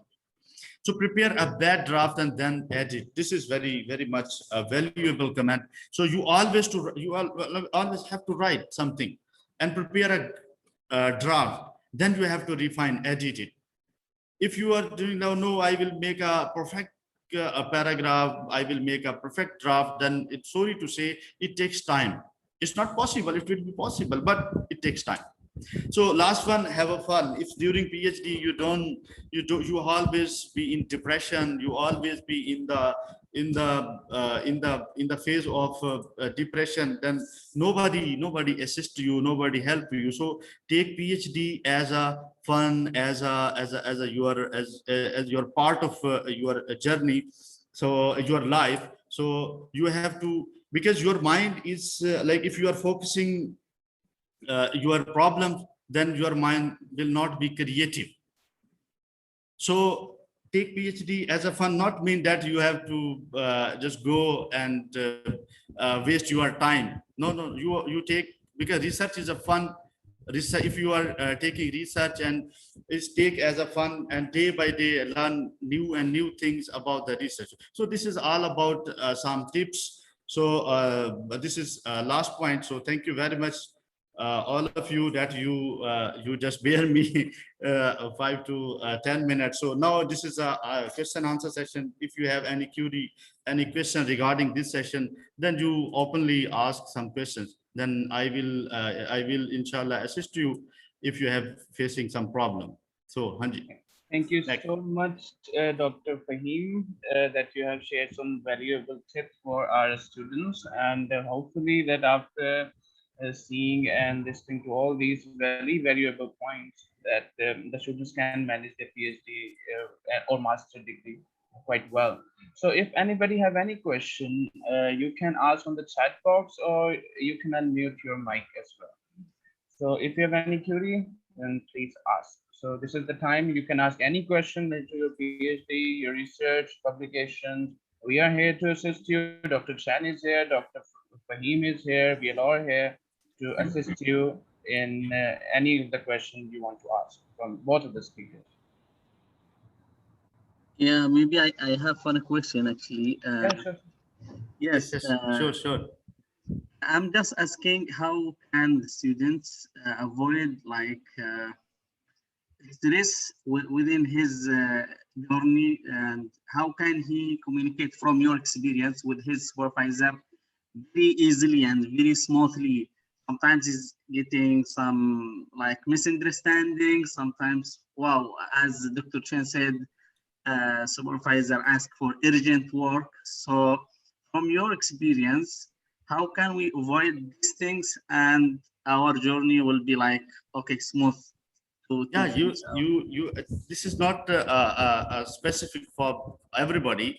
So sometimes you have to face some issues related to your research. Your relationship should be very good, it's not exact thing, but you have to manage your relationship. You have to, because if your study is your PhD, this is your PhD. So you have to defend your thesis, you have to defend your articles, you have to defend your publications. Your supervisor and all other people just assist you. They will never write in spite of you. You have to write each and everything. You have to learn. You have to read each and everything. Nobody read for you. Nobody write for you. So if you are committing some if you are facing some problem, then try to make a good relationship with the people, because people will assist you in each and everything. So people not like if you are facing some problem to one guy, then move to other guy, then maybe he have some good knowledge about this one as compared to previous one. So you are not depending on single one. So you have to make your like contacts larger than previous. So you have to contact, suppose like you have facing some problem, then you have to consult with Anik. Anik, I am just facing this problem. Then you have some expertise about this one. Like this, if he is in your expert in your area. So if you have some queries about your main draft thesis, this is not related to Anik. This is related to your supervisor. If he is not accepting your draft, he have some queries, some issues. That is very genuine issues. So at that time when we are doing PhD, we are assuming that we make a very good, very perfect draft. But as far as I know, today I just I just watched some students. I just see the draft of the student that submitted to me PhD or something. Now I realize my supervisor how he said, okay, go and read again. I said, oh, why go and read again? I was assuming that it's very good draft, but now I realize that was not a good draft. So supervisors are most experienced persons. They know each and everything about you and about your study. If you are making a draft and according to you this is perfect, but this is not perfect. So have some issues, then he guided you. So you have to obey him. I think so. You have to work according to the line of your supervisor.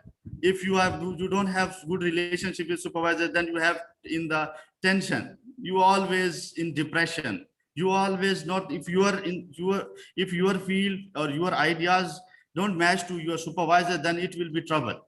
I think so. It's not smooth journey, as I said. Okay, thank you. Thank you so much. So If you don't mind, can I ask one question? Yeah, Doctor? okay. Like, from your past experience, like what is one thing that you regret having done or not done in your PhD life? Sorry. In your past experience, what is one thing that you regret having done or not being done in your life? One thing I did, because that time I have short time.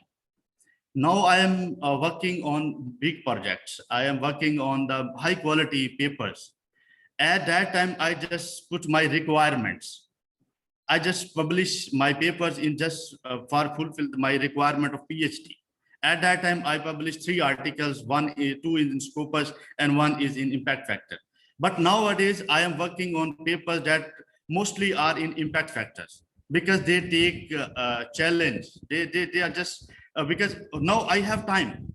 At that time, I don't have so much time. PhD is time constraint. You have 3 years, maximum 4 years.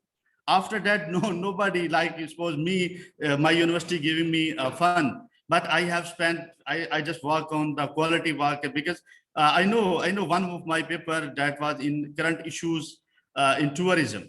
I think at that time its impact factor was 4.15. I submitted that paper in December 2020. So now I accepted that paper in 2021 December. Sorry, in 2021, I submitted in March, now accepted in 2021. So 1 year passed at that. If I put my thesis draft, my thesis paper in that journal, then I have to wait 1 year. So this is very important, but if you are doing PhD, then try to focus on your requirements. If you done your requirements, then you are free to publish in more and more high quality journals like Q1, Q2, Q3, and so on. At that time I published, but nowadays, alhamdulillah, I am just publishing. I'm trying to publish because nobody is expert. I am just learner. I'm just trying to publish in impact factors Q1, Q2. I'm targeting one every day. I am just targeting the journals. I am targeting the new things in my field. So that thing, I just sometime I feel that at that time, if I put this one, then I have to wait. So now during that time when I came in Pakistan, so that's pandemic time period. So nobody is over there. Now still Malaysia have facing, Pakistan also facing, all over the world facing some problem. So time constraint, time management is very much important for you. So if you are doing research and you have high aims, you just think, okay, I will publish in all papers my requirements in Q1. So I think so you take time. But in PhD you don't have so much time. At least you target one paper in Q series, others will be in Scopus. Then you will fulfill the requirement, and meanwhile you will be graduated on time. Okay. Can I ask you, Doctor, a question? Yes, of course. Thank you for your advices. Okay. I have a question. I can't sleep because of this. It's common in PhD, so don't be afraid. Yeah, actually, I'm in my second year. Also, Okay. if you let us to hear Dr. Chan opinion, please, if you let us. Okay. My question is, I read about the one of the Viva results. One of the Viva results is that the committee will give you a master thesis as a PhD student. The final result will be, if it's not okay with you as a PhD, will give you a master thesis. Will graduate you as a student, master student. So my question is, what is consideration to give your student this results, or what's the familiar line we heard about it, that this idea is not an PhD level, this idea is still master level. What's the consideration of PhD level? So basically, it depends on the, as far as I know, it depends on the strength of the topic. If your topic, if your research is considerable according to the requirement of the PhD or master. So in PhD, as far as I know, you have 3 challenging objects.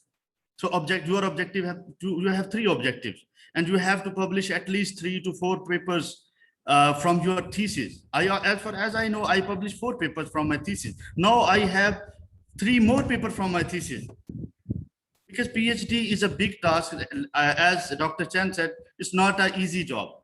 It's a like an elephant. So master is basically is a lower level as compared to PhD. So you have to work, if you are doing master, then you have to work according to your requirement like master. You have to choose a topic. So I know one guy at that time choose the topic, and he just have some issues that I'm doing a big thing. I am doing a great thing in my field. I said, okay, you are doing master. You just do master, then you will do PhD, then you will conquer the world. This is not a time to fight to conquer the world. This is a time of your master. Then you have to do your master according to schedule, according to your requirement. Then you fulfill your requirement. That's it. That's okay. So you have rest of the life for your research. Research is not like a today job or tomorrow job. It's a job till death. So if you are doing PhD, then you have to work, you have to push, but your supervisor or your experts will decide. So either this work is about the PhD, this work is about the master. Because if I suppose like me, if at that time I just in the first meeting, in the second meeting, I make a proposal, then I said, okay, this is for the PhD proposal. But no, at that time said, no, so go read and try to improve. This is not a work on PhD. This is work. This is just a like bachelor level work. So then I go and read, because if you read good journals, good articles, then you will write. Read good, write. You will write more good. The rest of the things, maybe Dr. Chan will include some valuable comments about this. Yeah, question, we want to take your opinion, Dr. Chan. Yes, Dr. Chan. Okay, I think I agree with Dr. Fahim, right? If from my perspective, I would think that it's the depth of the research that we are doing in terms of you're comparing masters and PhD, and how basically your question is about how your examiners actually determine, oh, this is a master level work and this is a PhD level work, right?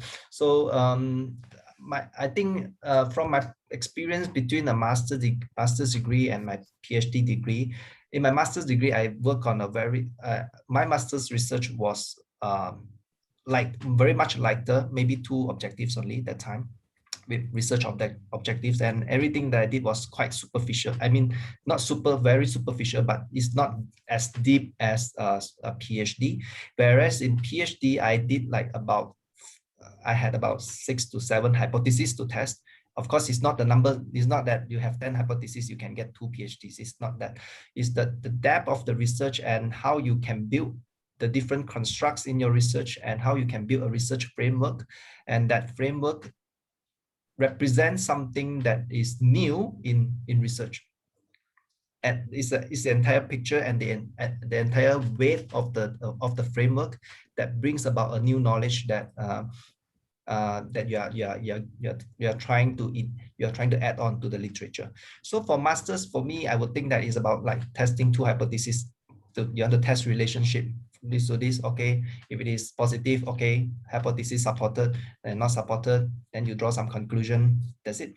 And for PhD, is more in depth, and maybe it involves more constructs, and is an entire picture or a framework that you're trying to build, so that other people can actually replicate your research later on or take your findings to the next level. It's more on a theoretical basis.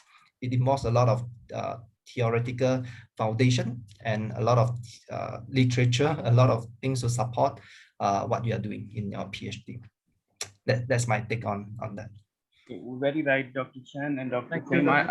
For my opinion, I think that just because of master's degree, we have a little bit lesser time than the PhD, because PhD is quite extensive, more than 2 or 3 years you have to focus on one research topic. So like based on that, it is suggested for the master's students to not go for finding too many gaps or make a framework is very extensive enough, because you don't have time to go deep in every relationship of those constructs. So that in the master degree, you should focus only on some gaps, 1, 2, or like Dr. Chen said, make the research questions or objective like 2, 3, not more than that. But when you go for PhD, you have to find out in very detail about your topic, that what has been done and what is remaining, because the goal for the PhD or any research is to bring about new knowledge in the world. So when it can happen only when when you are able to find the gap, and it needs lots of reading, research, and then you are able to find out the practical and theoretical implications of your finding. That's the most important thing. So yes, if your framework is very much small and it is fulfilling lesser gaps, then it is more likely to be a master's degree. But if your framework or whatever the degree, whether you're qualitative or quantitative, so if the gaps are fulfilled in a relatively larger amount than the master's degree, then maybe you are fulfilling the criteria for the PhD. I think that's my take on this. So yeah, if anybody have any question on this, so on other topics as well, you can ask. To add on, the only person who can determine the only person who can determine whether it is enough or not before you go for Viva is your supervisor, actually. Yeah. Of course. Yes, he or she can tell right away this is a master's or this is a PhD, because we are just talking from. Doctor, my problem is. You want to solve a lot of. My problem is like my supervisor is not a professional in my topic. Okay. Oh, your supervisor is not in your research area.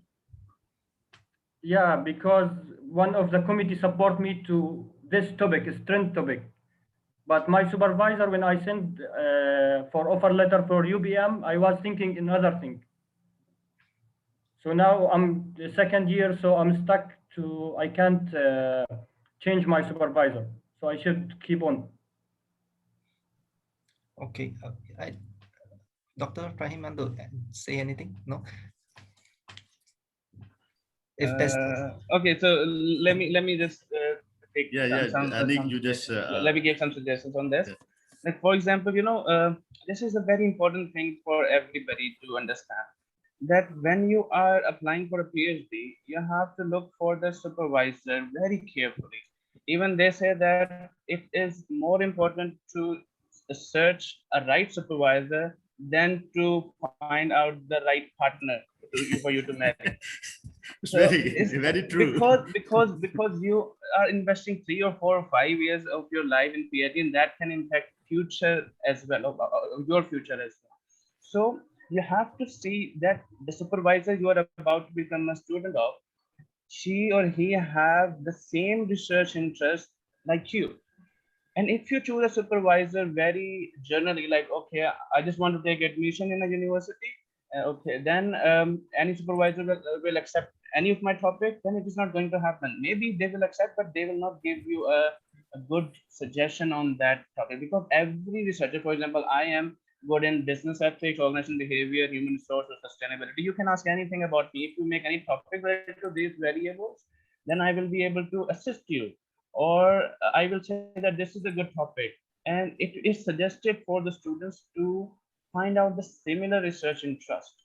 And I've seen that some students, they are having this problem that their supervisors have different research interests. They have some different research interests. So this is the time. I think that if you are in second semester, correct me if I'm not wrong, that you can still discuss with your supervisor very much carefully that this is my research interest, uh, this is the area in which I want to work. So will you be able to assist me in this? You have to be very straightforward in that. You don't have to just scared of your supervisor that what will happen with you, because if you will choose a wrong topic which is not according to the mutual interest of your supervisor and you, then later on you will face more problems. So why not try to discuss straightforwardly with your supervisor that this is the problem? Can it be assisted? I have seen that sometimes the topic is a little bit away from the research interest, but still it is manageable. That sometimes a supervisor try to make those committee members, your committee members, who fulfills actually your research interest, or the gaps which the supervisor cannot fulfill, the committee members can fulfill it a bit. But still, you have to be very straightforward in discussing this issue with your supervisor. Only your supervisor and you can resolve this problem by identifying both of your research interests and trying to align both of them. So this is my take. I think if Dr. Chen and Dr. Singh want to add upon this, then okay. Okay, maybe I would add on a little bit. I can totally understand what Taha is going through. I think your problem is your supervisor is not in the research interest as you. And I think it's quite common, because why? If you can get someone who is in your research interest, or who is in line, who knows exactly what you want to do, that is in an ideal world, right? It's an ideal world, but this world is not ideal. It's not beautiful all the time. So if you are already in this situation, what I would suggest you to do is to really, the supervisor, like my supervisor, she was not in hospitality, right? But I was doing hospitality. So what I needed from her was not really the how to say, the knowledge, the literature, even what I did, the literature, everything. She didn't know. She was not from hospitality. What I needed from her was really the guidance, whether I'm on the right track, whether I'm on time, whether she can push me a little bit, and whether my research is at the sufficient level to be qualified as a PhD thesis. So that's what I actually exactly needed from her. I actually didn't rely too much on her to tell me, oh, what about this literature, people what have previously people have done. No, I didn't rely on her too much on that, but I rely on her very much on, is this enough? Will the examiners accept my justification? Is my justification strong enough? Is this the right way to write the analysis? Is this the right way to do the data collection? Or is this the right way to frame my problem statement? So the supervisors, even though they are not in the same field as ours, right, they will be able to give you a direction, whether this is acceptable or this is not acceptable, whether the information is correct or not, whether this is the knowledge that they know or not, they don't know about the thing, they know about the thing, they can tell you, they can tell whether this is acceptable or this is not acceptable from the examiner's point of view. So maybe you can expect, what you can do is ask, like Annie say, ask the straightforward, will you be able to assist me with this? And is this qualified to be a PhD thesis or not, to be at the PhD level. So I think he or she will be able to tell whether it's enough. The rest of the things, because it's your research, your way. Your research is always your way.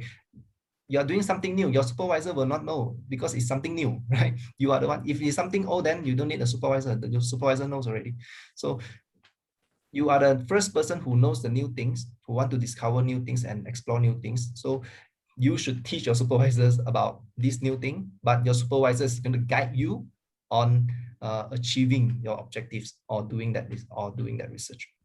So what you need from your supervisor is not so much about the knowledge or the literature about your research, but the level of the research, the guidance, whether you're on the right track, and all these things. So thank you, Doctor.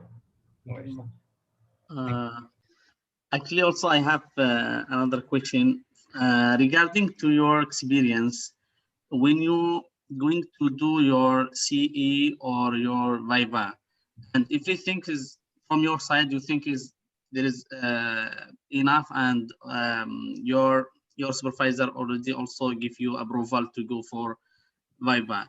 Is there any technique that you advise us to use it, like from your experience to can defense our idea and our thesis? So what I understand is, Walid is asking that in the CE, because so many of the students are about to appear for the CE right now in this month. So they Walid is one of them, I think, and he just want to know that what can be a good strategy to defend ourselves and to get success in the CE, right? Yeah, I mean, is there is any like technique that you use when you do your CE or your Viva that can avoid any rejection or any So yeah, it's like you want to make it as best as you can. yes. So any technique, any shortcuts, or any one thing, Walid, one thing I just suggest you, I just guide you. You have to take more and more mock presentation in front of your committee. They will guide you. They will just, if you give time to your supervisor, your committee, and you always in contact with them, and you just give your draft, please supervise, prof, please read this one. If you have any query, any problem, if you have any suggestions, then I will improve. So before going to appear in CE, you have to appear 2 times in mock presentation. Then definitely you will be succeed in your CE. This is my from my side, because if you conduct more and more presentations, mock presentations, your committee meetings, then definitely they will be in your exam. They will be in your examiners in your CE. So a part of your PhD thesis or master thesis. So they will suggest you at that time. So I know at my time, one of my friend appeared 2 times 3 times in mock presentation. But in the time of CE, they not give you any suggestion. They said that, okay, you all incorporated everything.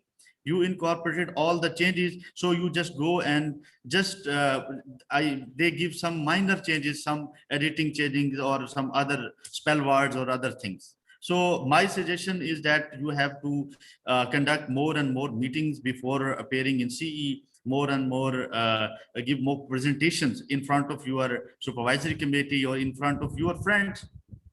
If you are seniors, then they might be they will give you some more technical queries about related to your work. So now, Dr. Chan, if you have some include, then your comments are very valuable for me also, because I am supervising many PhD and master students nowadays. So I think so they are also facing these type of things here. So I'm very inspiring from you, because you give some valuable suggestion during this session, because these students are basically, everybody want to take the certificate, everybody want to do PhD on time. Nobody is interested in investing his time, because if they do PhD as soon as possible, then they will be in the practical life. So, Dr. Chen. Okay, so, thank you, Dr. Fahim. I think I agree with you. If you really want a PhD paper, actually it's not expensive. You can get it tomorrow also if you get it online, right? So really, if you're just interested about the PhD, the piece of paper, you can get it from UK and US, whatever names you want, right? You can get it tomorrow, paying 50 grand, maybe 50,000, right? But now what you're doing is you are really doing something that can contribute to the academics or contribute to the future, because you are going to teach future professors later on. Yes. Right. So those are the future academics that you are going to develop later on. And now you are actually practicing and actually training yourself to be at that level so that you are able to teach in the future. So back to Walid questions, right? Dr. Fahim says something is very true. Practice always makes progress. Always practice. If I may give one suggestion, I would just say that go to your Viva room and just present what you have done. And not only that, and be proud of what you have done. I think that is most important. That is already enough for you to be able to pass your paper, the Viva session, right? Go in, present what you have done, your research, you have got it already, the results, the findings, the discussions, everything. And one thing you should not lack, you should not miss in the Viva room is be proud. I'm not saying arrogant. I'm not that kind of, this is my research, I'm going to a PhD. No. And be proud of what you have done, because you have invested 3 to 4, 5 years in your PhD. And this is the findings, this is the results that you are going to bring to the table. And whether your examiners like it or not, this is the results.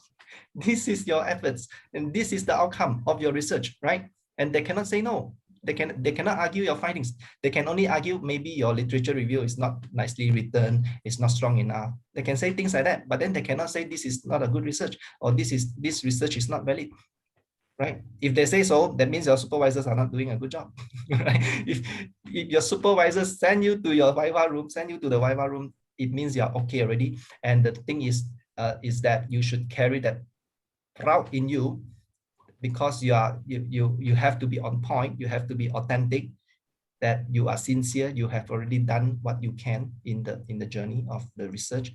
This is what you are presenting to them, right? And this is what you want them to hear and want them to feel. You have put in the blood, your sweat and tears are all inside that book, the thesis, right? They're not going to overturn your blood, right? Whatever you are invested in, you'll be okay if you be proud, not arrogant, but proud, right? Thank you. All right, thank you so much for both of you. Thank you. Thank you. Any other questions? Very valuable suggestions, Dr. Fahim and Dr. Chen, and I hope that I answered the Walid's question. And yeah, if anybody have any question left, you can speak. Otherwise, we can go for the chat, because there are so many questions over there as well. Let me speak. Okay, so when I go up, let's see. Yeah. So again, she asked a question that my supervisor told to me in each meeting that I didn't know about your topic. So I work alone. Really, sometimes I face a lot of problems. I read a lot, but I haven't clear step guides. Can you advise me to complete my degree successfully? So it's like she is facing a problem that supervisor is not able to understand C's topic, and there is a misunderstanding regarding the topic in between the supervisors. And I think most of the students, they agreed on this thing, that that there is a confusion between supervisor and the student regarding the topic. So I think we have discussed a lot about that we have to find and trust, and we have to see that how our research matches with the supervisor. So I think this we have answered already, right?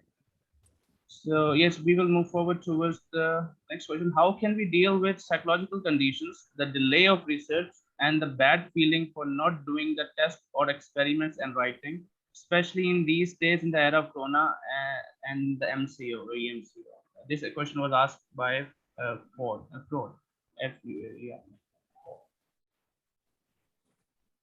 So, yeah, how to deal with the psychological conditions? Dr. Chen, I think he give answer very how deal with psychological condition, because it's not like normal days nowadays. Nowadays, everybody, every country facing some problems during Corona, so because it's from not normal PhD, because your PhD most valuable as compared to previous one, because nowadays everybody is facing. We are also facing here in Pakistan. They just start lockdown, then they lift the lockdown. After that, we are conducting online classes. So we are very curious about this one, how to manage the results, because we cannot identify. If you give online papers, then everybody one paper circulated everywhere. Then everybody cheat and give me something like same papers. So this is a trouble. I know this is everybody is facing. So as far as me, as I know, you have to just take some patience. Just work with patience, because everybody is facing this problem, not only you. So you just work, you just do your part best and best. Rest of the thing, you just in contact with your supervisor, always email to him, or conduct a workshop, or sorry, conduct a Zoom meeting, every month meeting, every 15 days meeting. After that, you will realize if you are, because when you are discussing with your supervisor, it's just like a physical he is in front of you, he just give you some guidelines. So if you are thinking that if you are sitting away from your supervisor, but you cannot do anything, no, it's wrong. You can do each and everything. You have many ways to conduct your meetings with your supervisor. You discuss with your supervisor, even though you discuss with your students, your fellows, your colleagues. So you can in contact with them through Facebook, through WhatsApp, through Zoom meetings. So you just do best your part. If a little bit delayed, then it is destiny. We cannot do anything, because during COVID days. Okay, Dr. Chen, if you add something. Right. Thank you. If I may understand correctly, which stage are you in now? Actually, what is stopping you from doing what you need to do? Is what still here? Is it what? FUAD? Yeah, and I think Ford, if COVID you can days, unmute yourself, and if you want to ask, then you can ask as well. Otherwise, we will just interpret your question from here, and then we will try to answer it. But Dr. Chen want to know it more deeper. So if you can unmute yourself, then it will be very nice. It's Ford here. If he's not here, then I will just answer based on. Is Ford here? No? Okay. She's just I think dealing that how we deal with psychological condition during COVID days. This is a main question. How we interact with because nowadays every country is locked, even Malaysia, Pakistan, everywhere. This is not normal conditions. So due to these problems, researchers or students are facing, because their degree is normally 2 years, they just delayed 2.5 years. PhD normally 3 to 4 years, they delayed 4 to 5 years. That is basically is a problem. So this is not a single hand problem that we can solve. This is a problem of internationally, globally. Every body have to face, because during pandemic, nobody is on their chair. So they are just working from home. So they have a lot of things, a lot of commitments while working from home. So that's why a little bit delayed, but you have justification, because during Corona days we are facing. Okay, Dr. Chen. Okay. Okay. if I may suggest this situation, I think in the pandemic has affected not only one of us and everybody of us, right? And also businesses, and not only postgraduate students and other students also, even diploma, bachelor, right?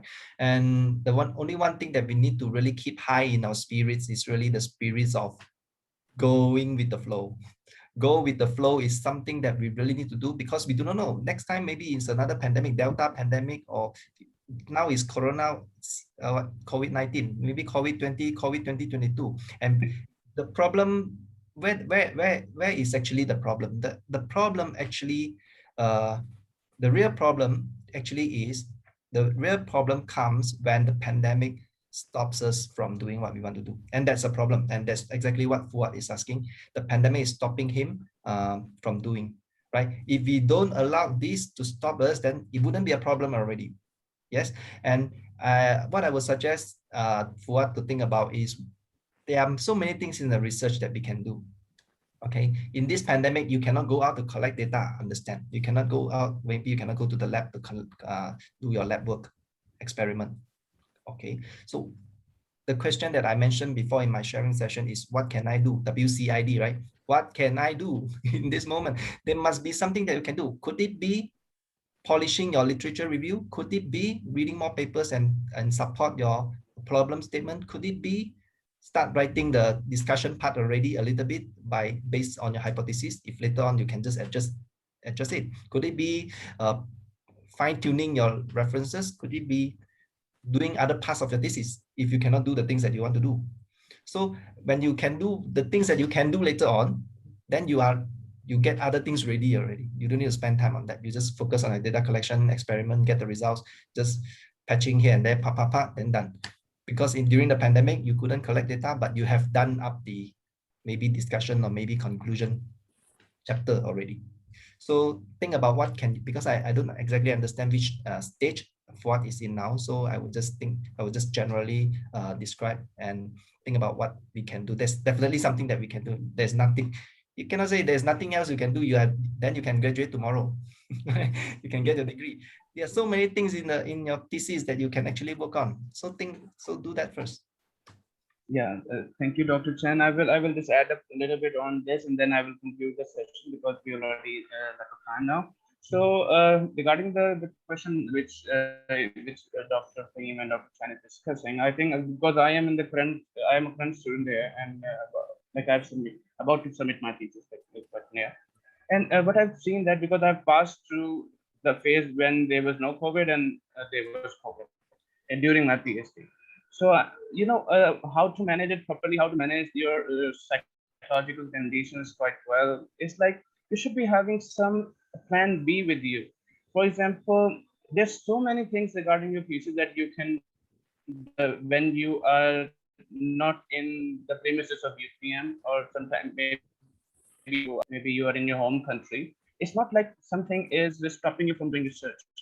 Even I am in Pakistan right now, so I can get everything regarding the thesis from all the repositories, all the databases. Everything is quite open. Even the journals, they open up their accesses to the whole world just because of this COVID-19 thing. And still, if you are having problem in discussing your topic or research relating things with your supervisor, then you have Zoom, you have online things. COVID is not just only giving us problem, it gave us some new opportunities to do things in a new way.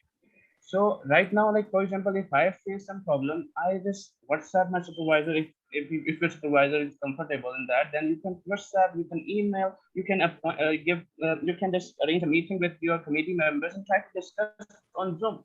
You don't even have to go in UPM to discuss all the things. You just arrange a meeting on Zoom and then discuss with that. And if, for example, you are in the lab work and you cannot focus on all those things, then maybe you have the plan B of writing your articles, because your PhD is not only your thesis, your articles as well. Maybe you can start writing a review article. Like at my time, like what I did, because I published 5 papers up to now.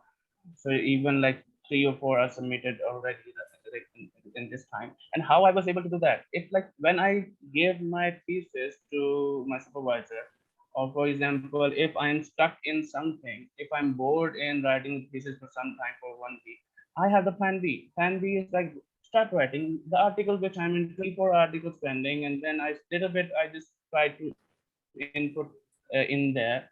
And even if it's not articles, maybe you try to discuss the new things, to try to open up YouTube, you see some new techniques of what's going on around the world. You try to be more productive in that.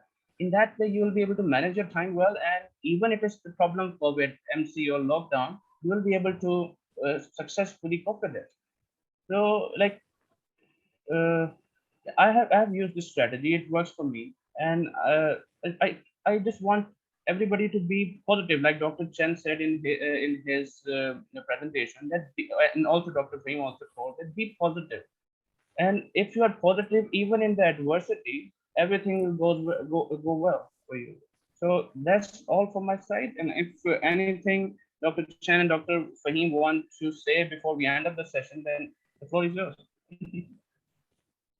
Dr. Fahim, So, you. Thank you very much, Anik. I feel it's very good session, and I think so. We try our best to give some valuable tips regarding your studies, and best of luck for all of you for your studies. So be positive. I think I conclude my session by this. So always think positive. So like Anik said, you have plan B. Always focus that if you are not doing something, if you are not feeling good with your thesis, if you are not feeling with your this chapter, so deal with other chapters. So you have plan B. You would work on other articles, because meanwhile during your research, your PhD, you have to publish. They not give you extra time for publishing. You meanwhile, if you did your coursework, if you have done your CE, then you have to focus on your publications. As far as I know, you have to make your 3 papers at a time, and try after your CE, try to publish one. Then before submitting, try to publish second one, and during the you have to publish your third one objective. So this is a good strategy, meanwhile working on your papers, because your papers are the part of your thesis. It's not a other thing. So you have to work meanwhile writing your thesis, your draft. You have to focus your papers as well. So they not give you extra time. So always think positive. If you are just thinking that we will done all the thesis whole draft in 3 years, after then we will publish, then sorry to say you will not be graduated on time. So meanwhile during your CE, after your CE, because in CE they give you all directions. They supervisor and your examiners are just judged each and everything. They give you the right direction. So after then you have to publish your thesis articles. So because I know many people that they submitted their draft, they defended their viva, still they are waiting for publications. It's very bad. So you just learn from because in the economics is a learning curve. Firm always learn from the past behavior. So you have to learn from other experiences. So you will have to publish your articles, your thesis article. Firstly, prioritize your articles. Firstly, your thesis article, your requirement. After then, you have to focus on your other projects, like your research articles or your other plan B. So if you are feeling some not good feeling, so you have to focus on other project B. So thank you, Dr. Chen. You can add some more, then we will conclude all the things. Thank you so much, Dr. Fahim. Now we will just take the ending remarks from Dr. Chen. Okay, thank you. Just a quick one, everybody.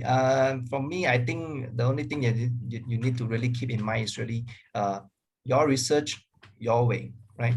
And not your supervisors. It's not your supervisor's research. It's not your parents' research. It's your research. You decide how you want to do it. And those you are the owner of the thesis. You are the owner of your thesis. The rest of the supervisors, they are only the supporters. All right. So I want you to keep that in mind, and you have to remember you started high. You started with a very high ambition. You want to get a PhD degree. That's already very high. And the only thing now you need to do is really keep going and continue to aim high and continue to achieve high, because you can, right? And so with this, I think thank you very much, everybody, for giving me this opportunity. I would love to connect with you. If you want to connect later on, that's fine. Thank you, Anik, for inviting me. Thank you, Dr. Fahim, for very insightful tips just now. I took down some notes already. Thank you very much. Thank you, everybody. Thank you. Thank you so much, Dr. Fahim. Thank you so much, Dr. Chen, for a wonderful session. And let me tell you, this was the first session in which the alumni came here and shared some tips. And I hope that later on as well, we will have so many alumni and we will take you back again, because these valuable suggestions, we want them to be discussed for a new students who will come later on in the next semester. So we want you for the future as well. So thank you so much for that. And over to Wadi to end up the session. All right, thank you so much for again for everybody who attend our session. And now we will move to last section, which is we take photo. Then we ask everybody if they can open all camera. It will be okay. Okay, so everybody please turn on your cameras, because Ida is about to take the picture. Ida, are you awake? So yes. Yeah, Mama will in charge. Okay. So Mahmoud, you will take the pictures today?